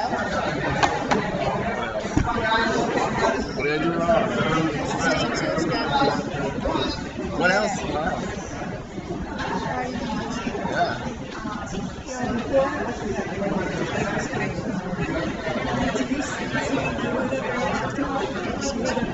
Say it, oh yeah. What is sending this? Okay, let's make it official. You tell it. Okay. Wait and go.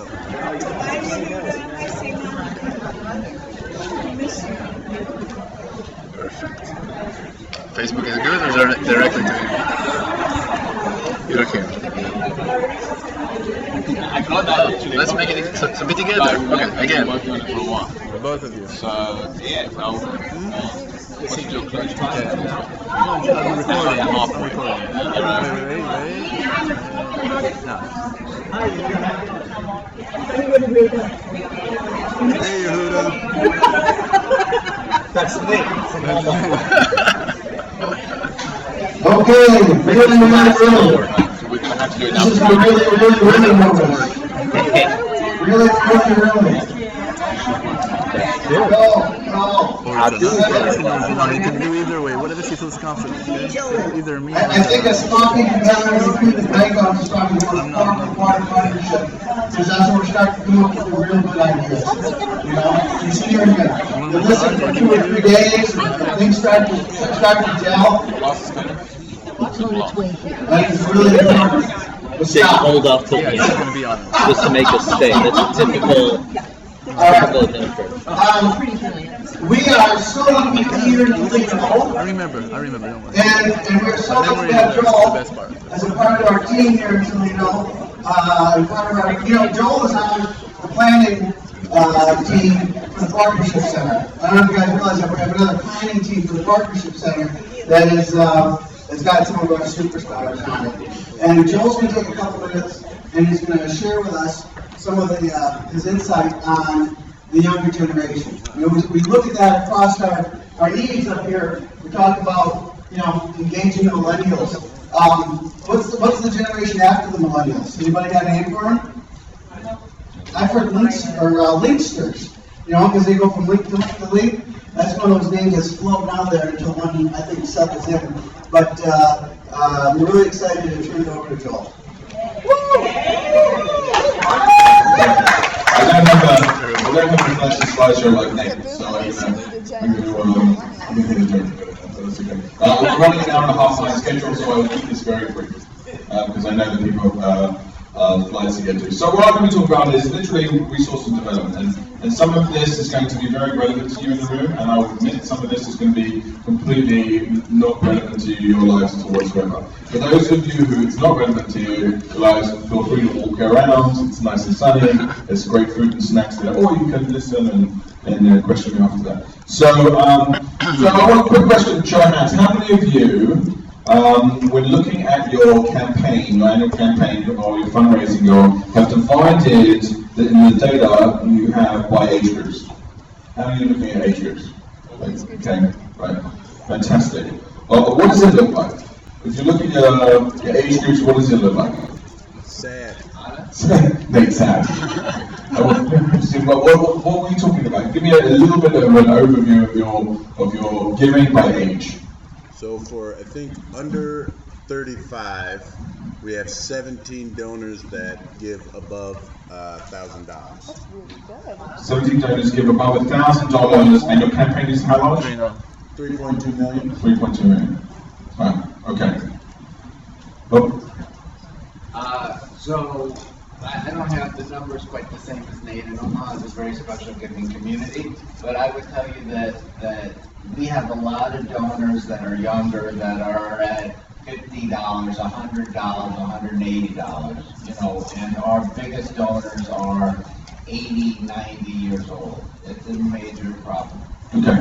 So I want to, yeah, I mean, it's a major problem. Anyone else? Anyone else? I saw another hand over there somewhere. No?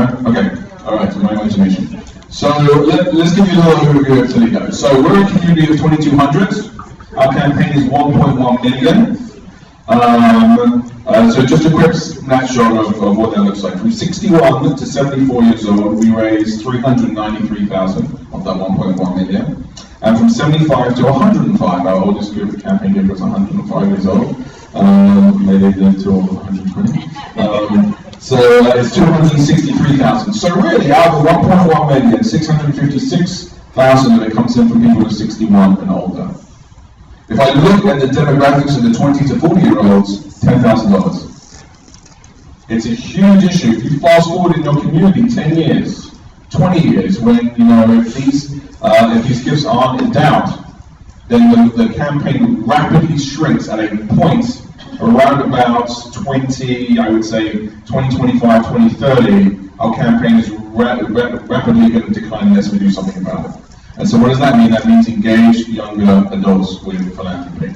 Now, here's the issue. Here's the issue with the millennial generation. And I'm sure this table spoke about it in extensive, I only came at the end of the conversation, but if you really look at that, is we're trying to replace donors who are in the 60s with the 40s and 60s and 20 years, and the 20 years are, you know, 20 and 20 years are going to be 40. But if you look at that, the generations of giving have changed. No longer is giving an obligation to a Jewish community. The sense of obligation is gone, completely gone with the millennial generation. There is no affiliation. I mean, look at your congregations. How many of your congregations have a flourishing, you know, under, you know, I would say under 35 population? It's very, unless if you look at the amount of people in your area and you compare that to statistical of how many people are going to show, it's all going to be low. Even if you have, because if you have a population of 50,000 Jews and you have a community that's 100 young families coming, that's still very statistically very small. Even though 100 families going to a synagogue is very good. So the sense of obligation is gone. Now, when my parents moved to a community, or my parents' generation moved to a community, the first thing they do is join a local synagogue. It's not what they do now. They're like, where's my coffee shop? Where can I get a great bagel? Or like, where's Trader Joe's? That's basically what it is. Who has Trader Joe's in their community? Okay. Who doesn't have Trader Joe's in their community? Who's wanting to get one? I'm working with the mayor's department to get one here. It's ridiculous. It's really, they won't do it because we're not big enough. But anyway, so when I look at that and I go back to my look at my campaign, and I want to give you another quick statistic. So our top 47 gifts in our community, and I'm talking about, they fall in the age group of 61 to 105, gives $536,000. The top 47 people in our community.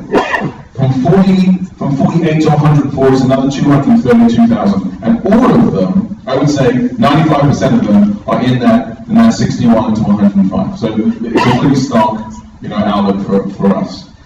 So when I talked about the young generation, is that they look at their resources very, very differently than we and our parents looked at our resources. When we raised money generations ago, it was very much, you're going, you're paying people we give, they feel obligated to give to the Jewish community. Now it's not like that. Millennials look at their time, network, and resources as equal commodities when it comes to, giving. Which means it's great if, you're going to have a lot of volunteers at the event, and it's great that they're going to connect you to somebody who knows someone in order for you to get the free room, the free bar, and get someone a free drink. And that's great. However, that doesn't pay the bills for what you need to pay the bills. And what we have to do is come to think of a strategy and a conversation that the Federation needs to have with our millennials. But there's another problem. And then the other problem is that the Federation for 100 plus years, how old are your federations here? How old? How much? 80 years old? 105? 113? 180. I mean, we're like, we're up there. I mean, we're as bad as we're up there with our age group, right? One of the major problems with the Federation, and the Federation, well, I've only been at this for 3 years, is that we're seen as an institution. We built buildings. We built infrastructure. We built these huge halls. Our congregations built these massive temples. And these with absolutely no foresight to think about what's the trends of the community. With community shrinking and things like that, they didn't think about that at the time. And so therefore, we built these wonderful buildings, and a lot of them around the country are going to be empty, and they're going to close. They really are.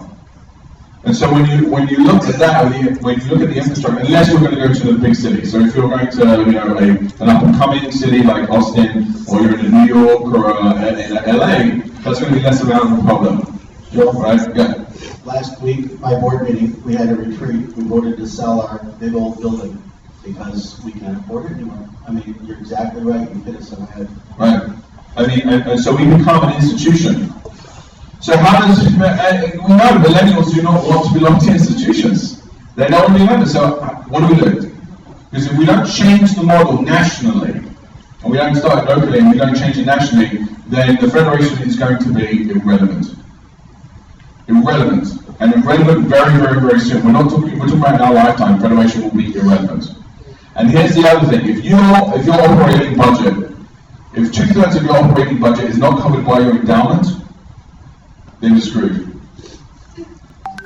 If 2/3, because no organization in 10, 15 years can operate on a third less of its budget and still have the current services that it provides.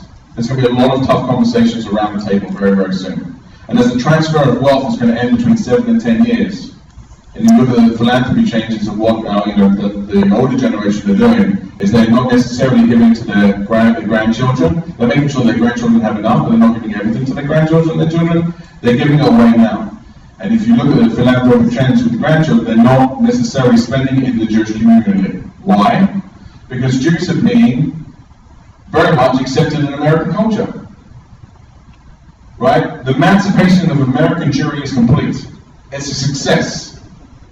We don't have to belong. Why? Because Jewish values and American values are like this. It's very, very difficult to talk about American humor without talking about Jewish humor. Is Jewish humor American humor? Is American humor Jewish humor? Seinfeld, you don't know, right? And so, you'll have people who define themselves all differently as Jewish, but it doesn't revolve around any of the institutions that our community created 100 years ago or 50 years ago. And that's a massive issue for us. Well, I'm just curious, when you look at the age demographics of your givers, when did they jump? Like, did your largest giver, who gives $100,000, give $100,000 when they were 40, or did they give $100,000 when they turned 65 and were comfortable? Like, when did you would see around about 40, 45 they do, but here what happened is that there was a national young leadership was very, very big here. So we had a lot of 30-year-olds at the time, 10, 15 years ago, who were stepping up to $5,000 and moved from really that. But now I look at 20 years ago, a 30-year-old doesn't have $5,000 to give. Now, I mean, and that's a massive issue. Once again, we're going. And so when we're looking at their resources at the time, their network, and their philanthropy are the same thing, and you add into the fact that the Federation is considered an institution, and if you look at the fact that I talked about budgets, then the road looks incredibly dark. It really does. And you can talk to me about how many young people that you had, at your latest bar night, and that's fantastic, and that's wonderful, but how are you changing them into going for a bar night, into connecting to the Federation, and they're going to give philanthropically at the rate that you need in order to sustain your institution in the next 10 to 15 years? How do you accelerate that? I don't have the answers, but I have a plan that we're doing. And the plan is very simple. The plan is that we are turning from an institution-based organization to a cause-based organization. We're no longer talking in the terms of an institution like mine, but we're talking about causes. What is a cause in our community that we as a community can rally around as something that is very engaging to the under 40 crowd, that they would not necessarily hand a check to the Federation, but they would hand a check to the cause. And how do we make that cause have a Jewish element on that? One of the things I was absolutely fascinated with was the ice bucket challenge. Right? Yeah, everyone? How many of you did the ice bucket challenge? Okay, did you raise any money for it or anything like that? Did you or you just put a bucket of ice over your head? And I sent it to Yeah, so, right. Any connection to any ALS? Do you have any connection to ALS in your family? No, right? No connection to ALS at all for many of these, millions of people who did it, but yet it was something, they raised a ton of money, they raised more money than they've ever raised in the previous 30 years of their campaign. There was something about it, and it went viral, and all of a sudden, people with absolutely no connection to ALS were giving money hand over fist by pouring a bucket of ice over their head. I'm not saying that the Federation needs to come up with an ice bucket challenge, except, but what we need to do is that we need to come up with a cause. And the last cause, if you look at it, in history that rallied the Jewish people together, regardless of temple affiliation, or regardless of Federation giving, or regardless of wherever they sat on the spectrum of Jewish philanthropy, or Jewish community, or outreach, was the rescue of Soviet Jewry. We haven't had a cause in our North American Jewish community for 30 years. We haven't. I truly believe that's going to change with the rescue of European Jewry. I know my Budapest colleagues, we've had a conversation, I remember last time, but we sort of agreed to disagree, but that's okay, we're family. But until we have a national massive cause like that, where we have as a community across America that needs to swoop in and deal with something, we are not going to rally the entire Jewish community together under one cause. We're just not going to do it. And so we have to think about causes in our own local communities that will rally the next generation of givers as an entrance to Federation and understand where they are. So here's what we're doing in Toledo. There's a program in our community called Friendship Circle. How many of you have Friendship Circle? It's run by Chabad. It helps children with disabilities and special needs. It's a tremendous program. Chabad are very, very good at it. The Federation and the Foundation in our community gives a third of the budget for that program. There's 20 families there's 20 kids in our community who have special needs. And they go and they have like 12 programs a year. Some of it they go to Cedar Point, or they'll do like a dinner, fundraising thing, they'll do activities, and they're paired with teens in our community who don't have special needs, and they team up and they have a great time and they interact, and it's a really amazing program. It's phenomenal. Right? And a lot of the federations I know, or the communities I have a friendship circle that do this. And that's phenomenal. However, my issue with it happens 15 times a year. There's 365 days in the year. There's 350 days of a year that a parent has a child with special needs that doesn't necessarily have a place to go within the Jewish community in order to help. And the other thing is, a lot of the Chabad who do this, and their staff, they're not trained.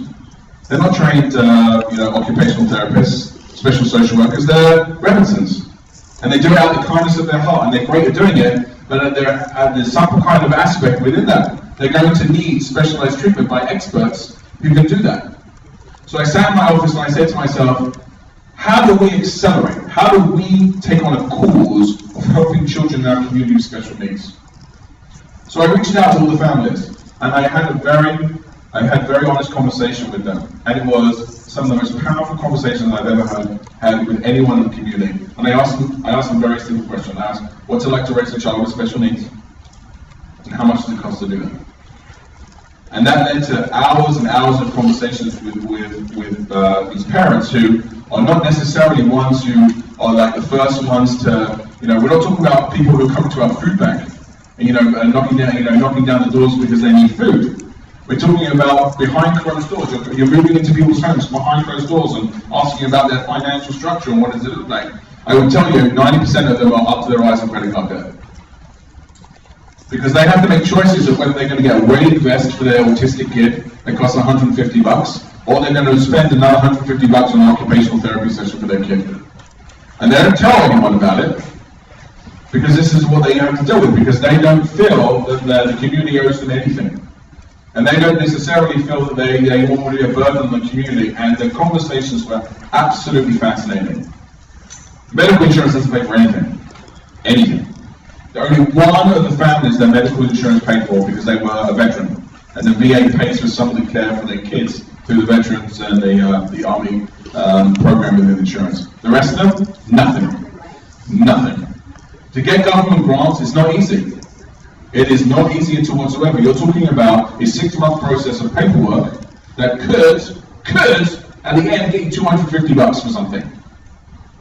It's not good enough. The parents need financial resources, and they need an element of getting some stuff now. So what do? So my federation, a couple of weeks ago, put in its budget a $30,000 line item. We're giving a scholarship for every family in our community who has a child with special needs, $1,500. No application, no needs-based, no means test, nothing.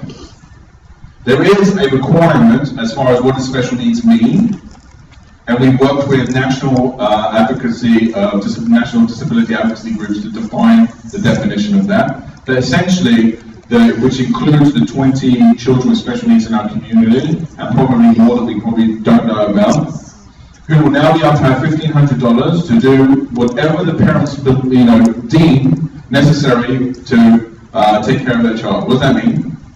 It means that things like going on to a horse riding, horse riding with some of the special needs kids is incredibly powerful. There's some connection, between horses and children with special needs, and they grow exponentially. They'd never be able to afford it. Why? Because they're too busy paying for occupational therapy for their kids, and they can never do that. Now they can. There's a conference in Ann Arbor, 45 minutes away, which is one of the world's leading conferences on autism. It's $350 to attend that conference. They can go. They just have to submit a receipt, we'll give them a check, they go. They don't even have to tell us what they're looking for. If they want an adaptive bicycle for their child, because they want their child to be riding around the bikes with the kids in the neighborhood, they'll be able to use that money for that. That is how you do cause-based philanthropy. Right? We are making a cause-based decision. There is a need in our community, and we are fulfilling the need by turning it into a cause. The statistics, actually, if you look at it, and I was told this by the national organization, that if a child receives an extra occupational therapy session a month, now is exponentially hugely beneficial in adulthood. What they will achieve, what they will do in adulthood is exponentially, hugely more successful, and their understanding and their adaptiveness is hugely more successful now if they get the treatment right there now. So how do I relate that to my federation and fundraising? Well, we started a Young Jewish Toledo group literally from scratch when I got in. It really wasn't anything for Young Jewish Toledo. And we actually defined that not an age group, but we say it from post-college to pre-family. That's how we define it, post-college to pre-family. And then we have families with young children, and then we do, and then we have different programs or whatever. But we try and look at life cycle and see where people are in that. So post-college to pre-family, and then families with young children, usually under the age of 40. They're all under the age of 40. We had a soiree. We had a really nice soiree. There was 67 people there. We rented out the aquarium in Toledo Zoo. It was beautiful. It just opened. And we had a band and a DJ, and one of the members of our Young Jewish Toledo group who's passionate about the Federation spoke about the Federation. It was a non-fundraising event. Everyone had a great time. It was phenomenal. Now with this program, the idea of the strategy is behind is now I want this Young Jewish Toledo group and this soiree, which is an annual event which I got managed to pay for, a donor is paying for the whole thing, so it's not costing the Federation anything, is their ticket and their raffle, whatever. Their goal is to raise $30,000 for the Ahava program. That's their goal. Their goal is to raise $30,000 for this soiree. They can invite anyone in the community, but that is going to be their cause. That's going to connect them to the Jewish community and connect them through that cause, through the Federation, and it starts a conversation with them now, when they're in their 20s or in 30s, that when they get to that point, Sarah, you were talking about, was when are they going to accelerate their gift, the conversation becomes much easier. It becomes much easier because they've already given to a cause, and now they get to understand that and sit around the table, and I'm going to cherry pick the ones that are really passionate about them and start putting them on boards around the Federation, and that's incredibly important. So that's the cause-based philanthropy. So you've got a forwarding campaign, you're going to try and raise money. What are the other things that you're doing? How many of you have corporate sponsorship? Do corporate sponsorship? How much do you bring in corporate sponsorship gifts? $10,000? Corporate sponsorship, you said? Yeah. 15 for AT&T. Really, but what's your total bringing in corporate sponsorship? I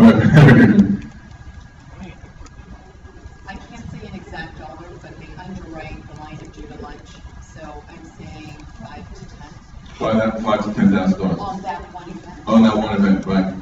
So one of the ways that we pioneered, our looking at the demographics is if I would have to take money out of the campaign and I can't support some of the programs, the idea is to get corporate sponsors in order to pay for the program so I can use the money for things like Ahava.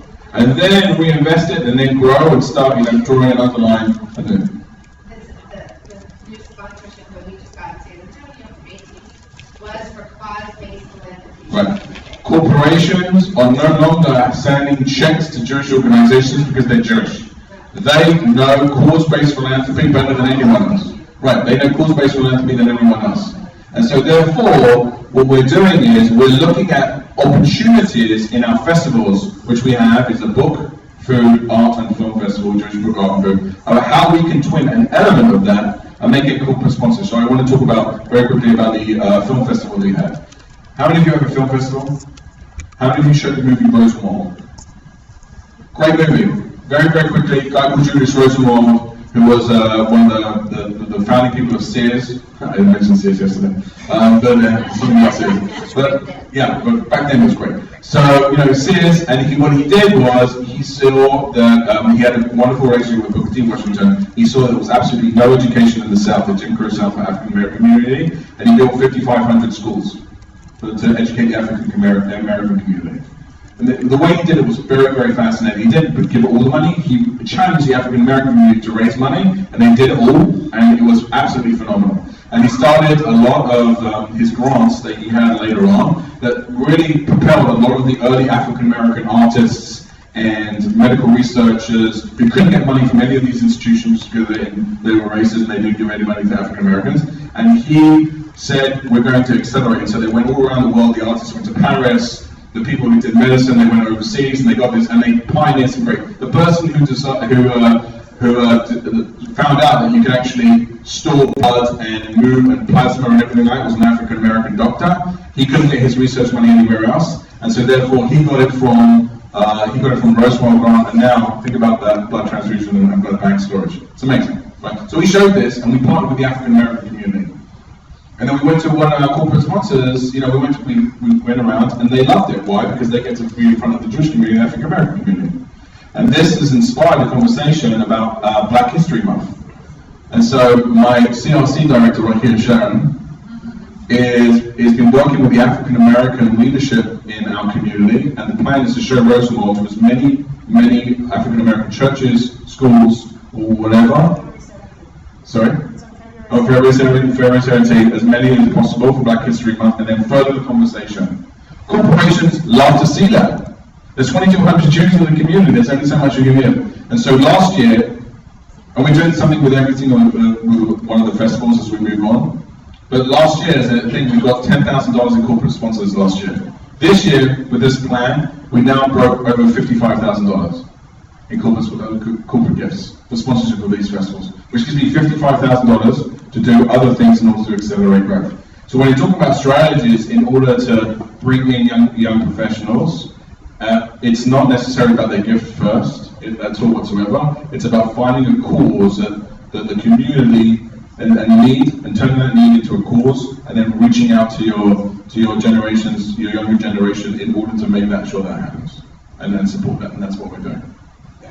I want to connect at the moment exactly what you're saying, which is what we're doing, to the issue of partnership, is that through the activities of partnership, we go sort of have a feel in Indianapolis who really has a passion for Israel. And they may not be active in the partnership, they may not be going to Israel, but when we have Israel-related events like our Yom HaTzmaut, we reach out for sponsorships to people from the community, corporate, businesses, and so on. And there's always those that are supporting and want to give sponsorships for events that have to do with Israel. So we kind of discover them through the partnership, and then the money flows. Yeah, so I would say, as I have my notes here, I think what the partnership for us here is a tool to leverage the Federation's impact in that community. It's a leveraging tool. So, looking at some of the medical stuff that's coming out with students and going to the Western Valley Medical Center, that's an amazing tool for our community to send. You better believe if I'm sending a kid who's at Columbus, Ohio State Medical School, but their parents are from Toledo, and that kid goes to this program, you better believe that there's going to be a conversation with the parents about giving to the Federation. All right? And you better believe that we're following up with this, hopefully this new doctor in 5, 10, 15 years, but obviously not the first time connection in 15 years. Oh, you remember that program you went off in? No, not like that, but like stewarding them through that so they can understand that how generations before you, the generations 100 years ago who established the Federation and started giving, they gave, so you today could go on that program. And it's connecting that back through the generation and turning that conversation into that, which will really be really impactful, that they realize they're part of a major plan for the Jewish communities had for 100 years. Maybe I'm just kind of looking at our time frame today, and I really appreciate everything you said. I just want to get a note here. I believe, how big is Fort Wayne community Jews? Okay, so we are, Youngstown is the second smallest in the partnership. You talked about millennials. For those communities that have not done a leadership development program to deal with the population you're talking about, we need to do that. We, the second smallest community, have not done one in at least 15 years. Sarah, who's dynamite, is doing that right now, organizing the group when we're starting. So, the partnership is an important piece of getting these people involved as well too.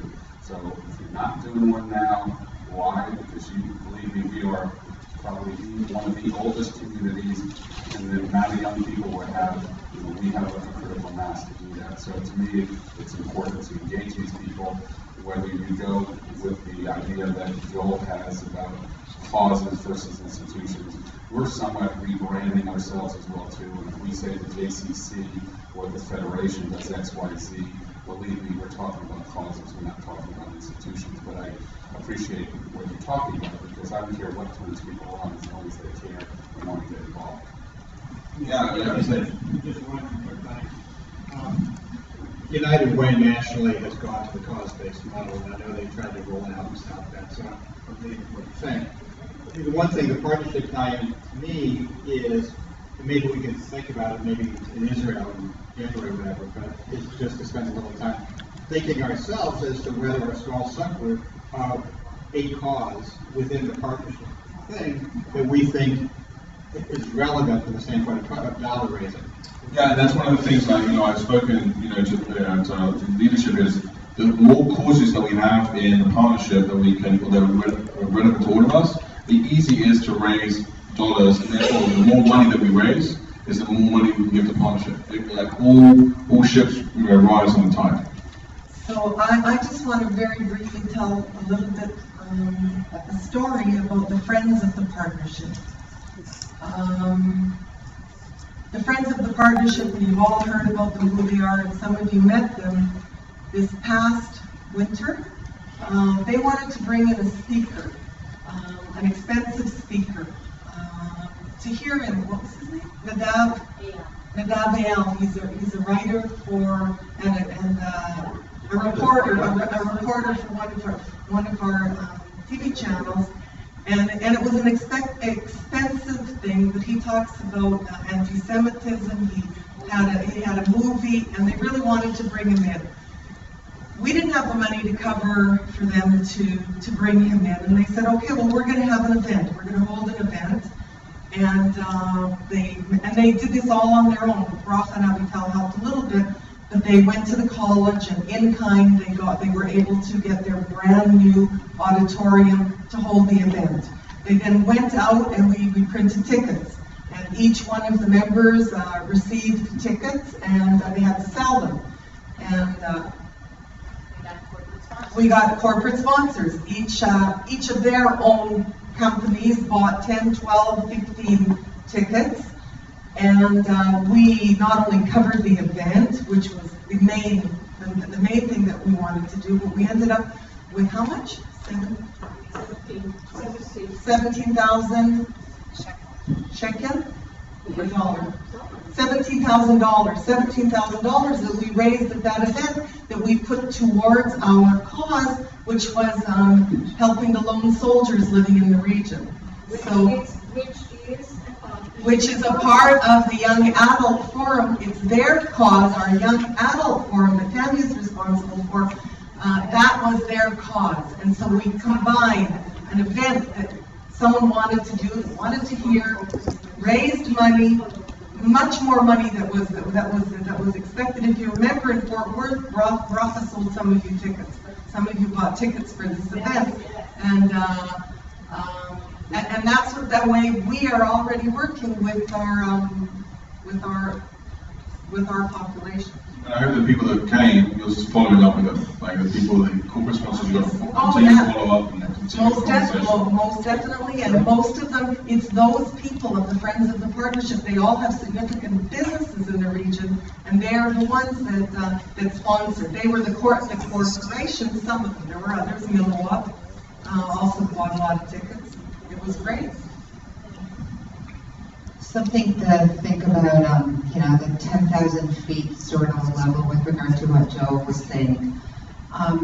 One of the things that we're seeing, the differences between millennials, X-Gen, and baby boomers, is the fact that the story of the collective resonates so very differently for these generations. It's not just about institutions belonging to institutions, it's about collective.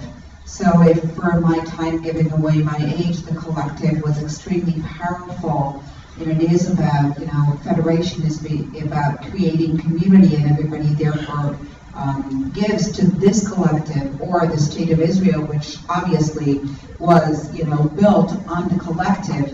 It does not resonate for the iPhone generation. It is the I. It is not the collective. And therefore, it just strengthens that much more the fact that it needs to be cause-based, because it does connect the individual, not to the collective story directly, but to something through their personal experiences, and then you're able to possibly bridge that gap and make the connection to something bigger, which is the Jewish community, local, international, and whatnot. Okay. Did Michelle want to say something? Michelle? Okay, two more Just quick. one, Michelle, I don't you have to finish. be tonight. Just one small thing. It's not a general, it's very specific about cause-based. You have this program you're calling Ahava, and what I understand is you're connecting kids with special needs with other kids the same age group. That I did not understand that correctly. No, that's what the friendship circle is. The friendship circle. Okay. In Israel, there's something called Krembo, and is Krembo active in our region? It's like the Thomases of Youngstown. So this is kind of similar, and I'm just wondering, something to think about. Is there any kind of connection?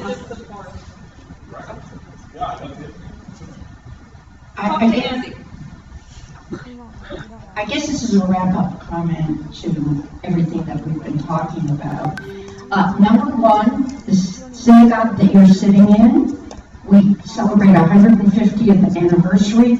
This is the, what do you say, that when you get smaller, when you downsize. This congregation is downsized for synagogues, okay? One more thing, I have a son in Atlanta, very active in Federation. Chabad comes to him and with the tefillin, and he said, you know what, I do tefillin in the morning, but I will give you what you want for the friendship circle. He is so committed to the friendship circle. In closing, first of all, Joel, I'm so proud of you as a member of community.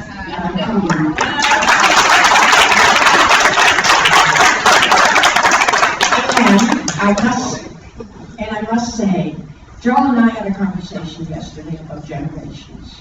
Biblically, we're almost at the edge of the Jordan. For 40 years we've been schlepping through the desert, right? We're almost there. Okay?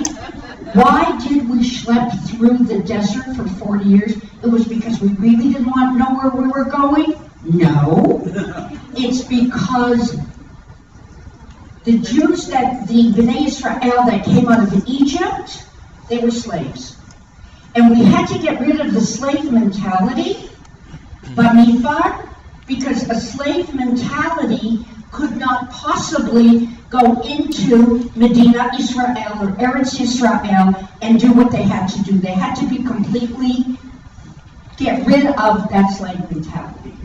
Ladies and gentlemen, I'm here to tell you that I am a member, I am part of Egypt. My generation represents the Egypt. I was in Egypt. He is Bamidbar. He was born in the desert. Okay, he was born in the desert. He has a free, open mind. Sharon is Israel, is the modern state of Israel. So what I'm saying is, for very old minds like mine, it's really not so old. But I can only tell you that anyone my age who was born in Egypt felt, celebrate, enable everything that these younger generations do.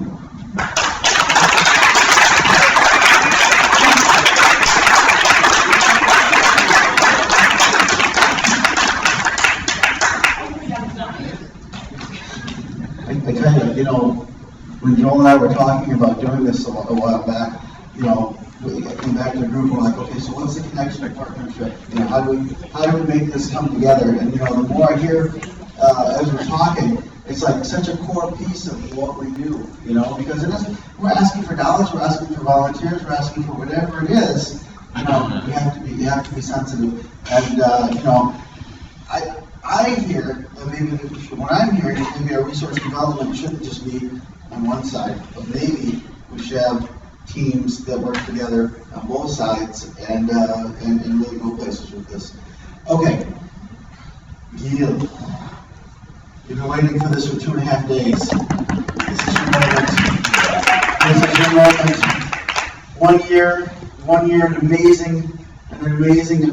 amazing progress and learning partnership. Can you imagine just having this job for 1 year and even knowing what it is, let alone doing amazing work with it? So we're going to go through this a little fast, but David, we will be out by noon. We have to be out by noon. What time is it?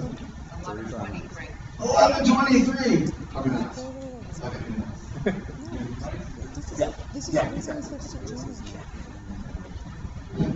Okay. Do a clicker?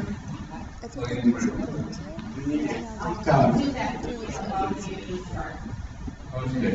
So, yeah, I'll give an intro. So, many resources. Mainly technological resources, and we are going to be using more and more through partnership. We can offer you all the knowledge, the tools, manuals, everything that used to be done by email. Do you have that? Can you send me that? So I heard, and getting emails from each one separately took us a lot of time, and sometimes the information didn't flow to all the communities. Not always you know what you don't know. You don't always know what to ask for. So we try to put it all together, and we're going to go through it right now. So first and foremost, the website. You all know what the address is? Has to be off your head. westerngallery.org.il. Pretty easy to remember. Once you click it, once it's already there, just do WS, it's there. So westerngallery.org.il. And the way it's right there, is the focus okay? That's better now, right? Dim the lights. And dim the lights. Please. Yeah. Okay, so the website is going to be the platform for all the different things we're implementing. We try to put them on the website. It will be like a one-stop shop, and you can find the other resources there. Some of it's still in progress, some of it is already there. Okay, so on the website, we consider it to be the partnership archive, everything we ever did. I know that was before my time, we lost a lot of the materials, But what we have and what we come up with now, gonna be there with news and updates going back, so you can see what has been done, maybe get ideas from it, share with your community calendar with programs that we offer as partnership. Like Dave said, I took off the JFD website at least until December. I'm gonna go back and continue uploading. So the calendar should say what the partnership offers you, what JFA has at the same time. Maybe it's not gonna be smart to have programs going at the same time. And I would ask you to send me, like me or any other staff member that you would like to email to, the programs that you have in the community and you think should be on this community calendar. Maybe you want others to know, to share anything big going on. So please share it with us, and I'll put it on the calendar so everyone goes on the website, clicks on the calendar, and they can see it. Our video archive is there again for you to use. If you were asking for the ACO, but share the partnership movie. It's all going to be also both on YouTube and on the website. Okay, so zooming in the calendar, you can see, you click right here. It says community calendar, and there you get. This is basically a Google calendar that was embedded into the website. You can see only the event it's written already, but the green ones are the JFNA, and that's before putting in other stuff. Let's see, right? Yes, just JFNA. Anyway, so right now, I'm going to go on the website right now. So we have a Toledo going on for July. We have other visits. You can go on and see that the month until December. Most of it, all of it is there. Beyond December, some of it is there. So every line is clickable, so you can see what's going on inside. If there is any other information, like flyers, PDFs, application forms, it's going to be there. So just click it and follow the instructions. It might not be the first click, maybe the second or the third click, but that's how Google made it. I'm still looking for a better solution, but that's what we have. It's really good. So Google Drive, this is how it looks today. It might look differently in the near future, still in the works. What you will find is about two things. First, the funding opportunities. What Rafa presented before, the Tikkun Olam over and above opportunities. This is what you're seeing right now for education, for excellence, youth, and so on. So this is one. It's going to say funding opportunities. Second thing is manuals and resources for hosting delegations, for sending delegations, manuals that have been written through the years by our staff. And that's going to be in another section. This is how it looks today when it's all together, but I'm going to ask it to be separated, funding opportunities and manuals and resources in a different section. But it's all going to be there. So you can go on the website, look for the right section, and you find what you need. I'm just wondering, is that a place where you should log into? No, it's a website, so anyone can just go on the website and then. Is that something that you want that anybody can access? So she said, we have security on it? I thought we did. Yeah. So we do have another part that is not on the website, which only certain people have access. But this one is funding opportunities and manuals for hosting delegations. I don't know if it's secret, and why not share it, even if it's somebody just happens to see it, why not? And they always have our contact information on the page, and we spread the word, why not? But it's public. Okay, this is how it is now. When you have to click resources and then go for the sub-menu to use Google Drive, but I'm working on changing it. And this is our newsletter. I hope you got it. If not, if you want to get a newsletter and you didn't get it yet, then send us email again. Any of us, send us the request. We'll put you on the list. In the newsletter, you get current updates, stories, future programs, anything related to partnership. It goes out about 3 to 4 times a year, Judy. What? The newsletter, like 3 to 4. 2 months. We've already had 3 out in 4 months. We've had 3 out since January. Okay. So not too often. We're not bothering anyone. Since when we have something important to say, then we're sharing, and we will ask you to share it and pay forward, share it with the community, spread the word. So social media-wise, I was looking online, but there's so A question about the newsletter, Lauren, over here. Can we send, like, if we'd like to expand, I usually forward it out to our Israel and Overseas Committee and people that have been involved in any other ways. Can we send you their email addresses? Would you just send it to, add their emails to it? Who do we send them to? You? Yeah, either anyone, Denise, she's in charge of the newsletter, just send it to either of us. Yeah, that's one of our challenges is to get the word out far enough. So when you look at that newsletter, there's a few things you can do with it as a federation person. You could just click next, ignore it, or you could send it on to your community, or you could set it up so we can send it on to the people you think it ought to go to, or let them opt in on your site, that kind of thing, and they give us the addresses and we can send it from then on. Or you could take pieces of it. So if I'm sending a newsletter out every few months, you could take a chunk out of that each month and stick it into your newsletter, stick in the corner. So there's lots of things you can do with this. There's some really good articles. Okay, so social media, there's so much, and maybe you're using your own social media, the younger generation uses different social media. So I'm sharing what we're using. If you have ideas of what we should be doing, what you're doing differently, so we can talk about it. Okay, Facebook, first and foremost. I hope you all liked our page on Facebook, and if not, go on there right now. Partnership together. Yeah, we had Michelle Corrick set up the goal to reach 2,000 likes before the steering committee, and we did it. That's done. This is like something simple. Yeah. This is truly something simple, is that from the steering committee meeting in Fort Worth in February till now, literally 500 likes. Now, you could say it doesn't matter, it does, whatever, but I look, because of analytics, because I'm an analytics geek, I look to see how many people it reaches. The video yesterday of Fagi and Bracha dancing reached 1,500 people, and it was seen by 423 people openly. I'm not saying you are a rock star, Mom. So what I'm saying is simple and free. One thing about the website, there is a sign-in button at the top of our Facebook page that Sharon used for sign up for the steering committee meeting.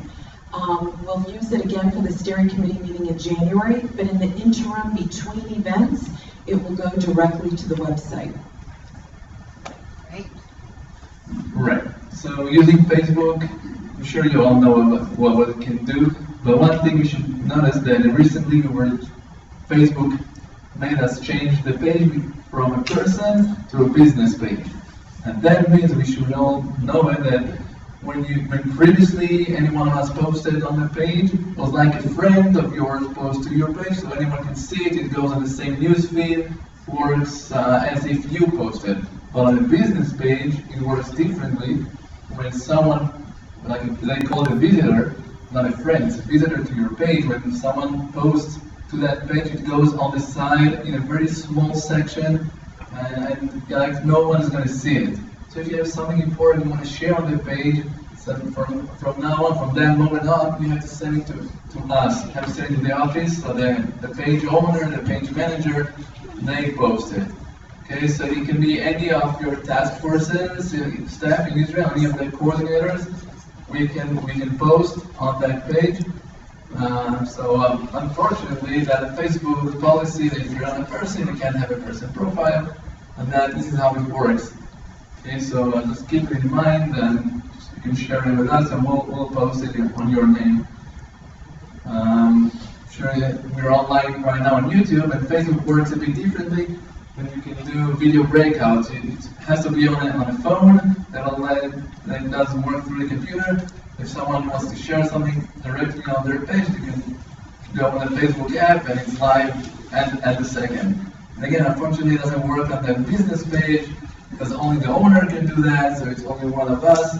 But if you want to do it, if you have a live event and you want to share it on our Facebook page, so get in touch with us. If you have anything, like we just want to get those video clips as often as we can. But I believe that brings people in.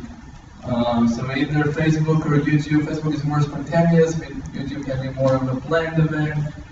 But that's a great tool. So YouTube, again, YouTube channel works with the word subscribe. So you don't like us, you subscribe to us. We can search for our name, Partnership Together, Western Gallery on YouTube, subscribe to us, you get the update, you get the new videos coming up, and you can use them, watch them, share them. We'd like you to send us short video clips of things going on in the community. That could be really anything, any event, any gathering, like someone saying something and want to share it with the partnership.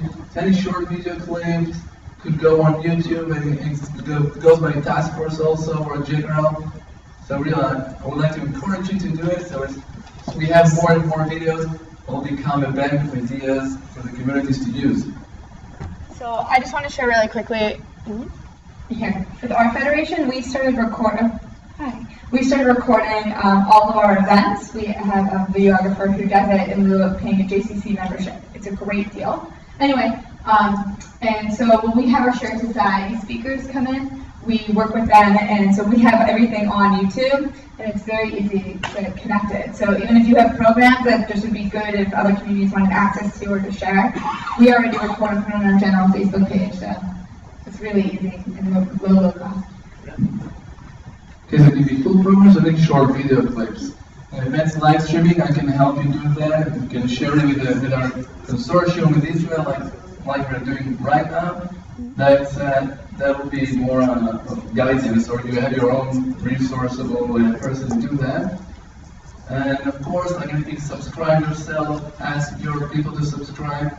The more you have, the more attention you get from the audience. It works in an algorithm like that, so you have more friends or subscribers, then you get more frequently on the front page.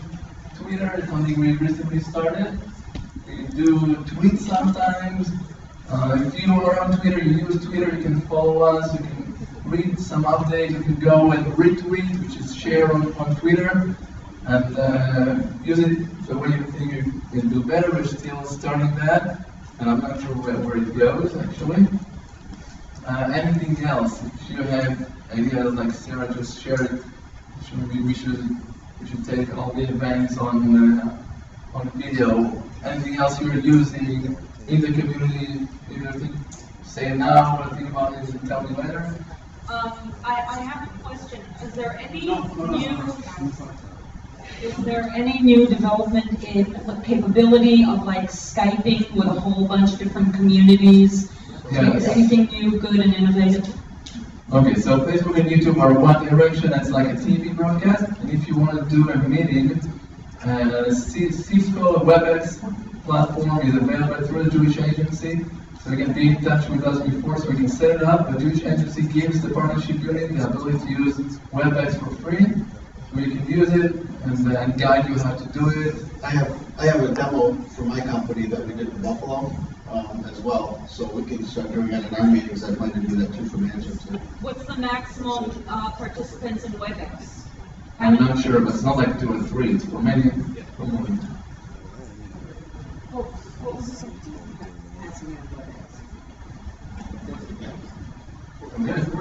We're not going to run out of resources. We'll just have to figure out which events we're doing and how many people. Go ahead. Okay. So now I would like to get from you the information of the way you're using the tool. What do you see as what you're capable already doing now? What you would like to get help with establishing in the community, within your staff? So you can either answer the questions on a paper, or preferably go on the link. It's a short survey. Get on the link right now. Open your phones, like our Facebook page, subscribe to YouTube, and answer open already the browser and we do it on your web, and answer our short survey. We'll get all the replies, and we'll get back in touch with you with your specific field and you would like to expand in your community, help the staff realize what to do, how to use those tools.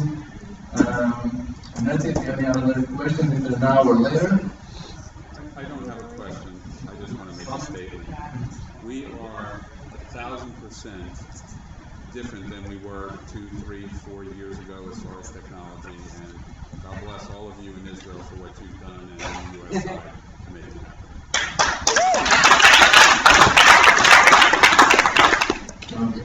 Thank you. Where's Rafa? There's Rafa. There's Rafa's sister. Everybody say hi, Rafa's sister.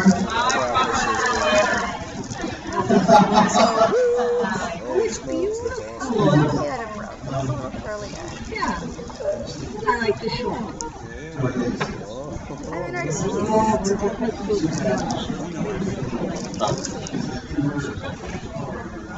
Okay. We are going to wrap things up, and Noga is going to help us do that.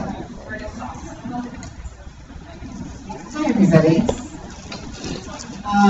In Hebrew, we say it's שאנחנו מתחילים לסיים, as we begin to end, which is always challenging. I want to take us back, to a more broad sort of a view, and I want to leave us and share with you only two thoughts. The first is, there's a saying, if only the walls can speak. I want to invite everybody to look at the walls, because these walls that we've been working with can really speak. Starting with the needs that we have identified, along with where partnership meets the needs of your communities and where we still have potential to do. Going to the task forces and how they start to touch upon these needs and to see how they can address some of them and do more of an overlap, creating the relevancy that we're seeking to do and the value that we would like partnership to bring to your community.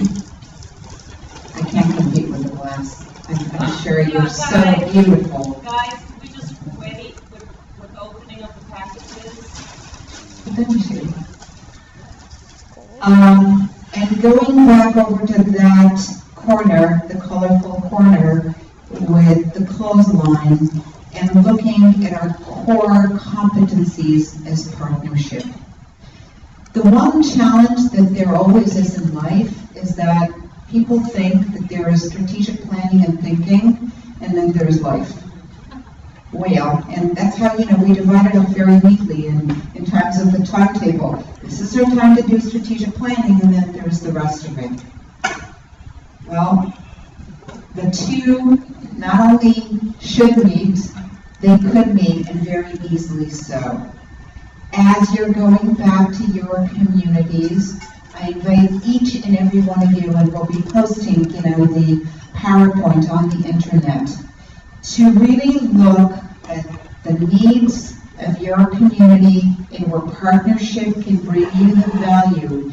And everything that you do, think through the lens of how you're able to expand that value of partnership into your community using the core competencies of partnership. Not doing stuff that's out there that's nice to have, that are great ideas, that make us all feel very fuzzy and warm, but really being focused and very strategic about it will be very helpful to all of us to bring this to a place where we could do so much better, so much stronger for everyone. The second thought I want to leave with you is that it takes a village. Now, you're all here a village, in the sense that if we want to move forward and make partnership even more powerful, more significant, it's going to take the collective, and to implement strategically, it's going to take the collective in this room. It's not about me. It really is not. And I'd love to work with you. And thank you for the opportunity. Thank you, Dave. Thank you, Judy. Thank you, Michael, Bracha, and Jan, for the opportunity to strategically work with this partnership that is inspiring. It really is inspiring to be in this room. But it's going to take a village. And you're in the village, and so I'm returning the responsibility in sharing it with everybody in this room to make sure that whatever it is that we spoke about gets back with you to inspire what we're going to be doing in the rest of our journey together. So these are my words for wrap up. Thank you all very much. I'd like everybody to stand up, leave all your stuff, and walk outside. What, the picture again?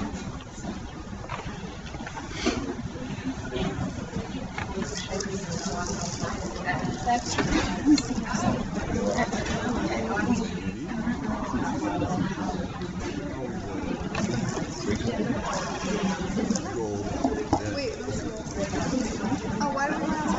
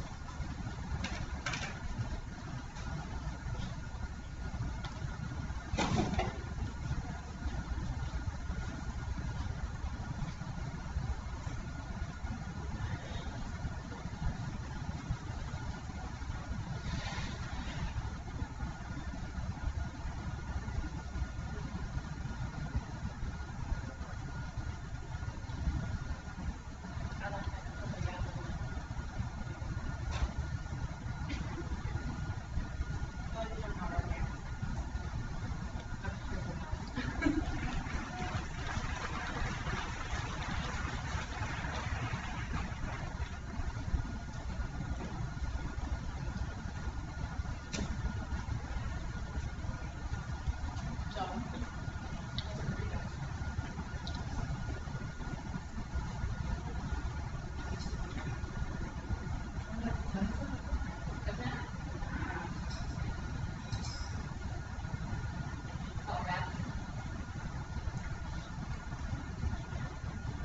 Not like that. You know.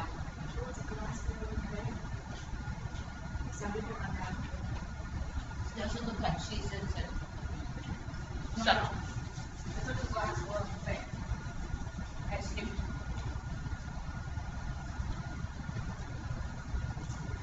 We're going to say I'm nosy.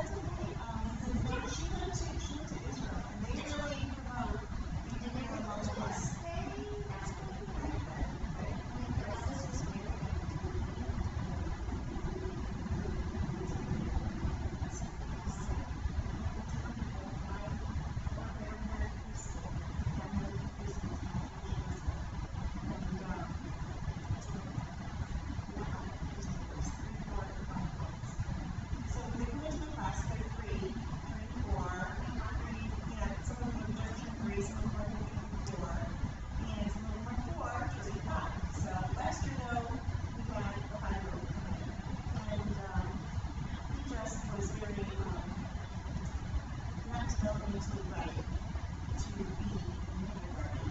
And so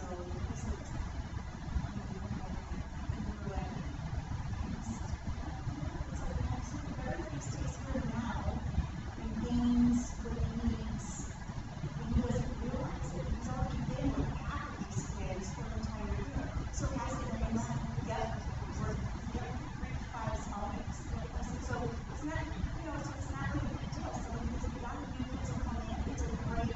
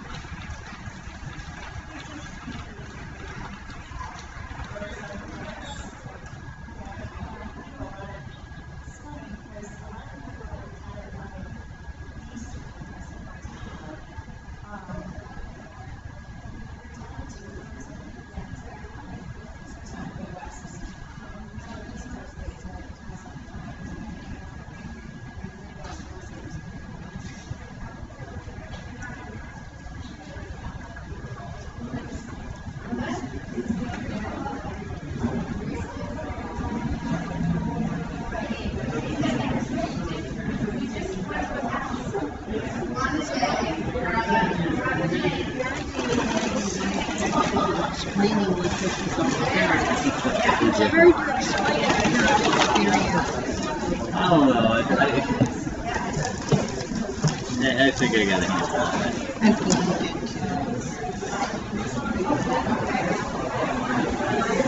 You've been to a few of these, right? Few steering committees?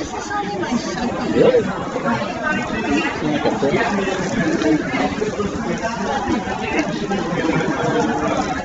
Yeah, it's what happened. They have the sensibility to red.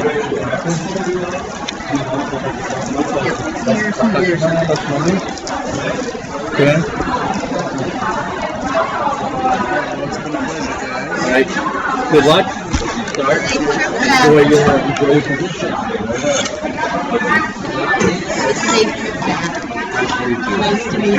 Wow, I did it. אני אעשה.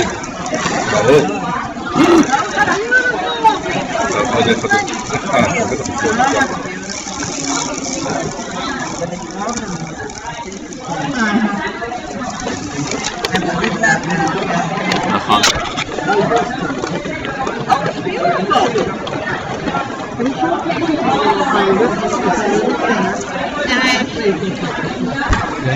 Yeah, it's just, you can see it when it's good. Oh my God, that's like a red one. That's good. That might be the better. I'd offer to swap, but I need to tell my fiance. I think we should have had a picture of Okay. שלי,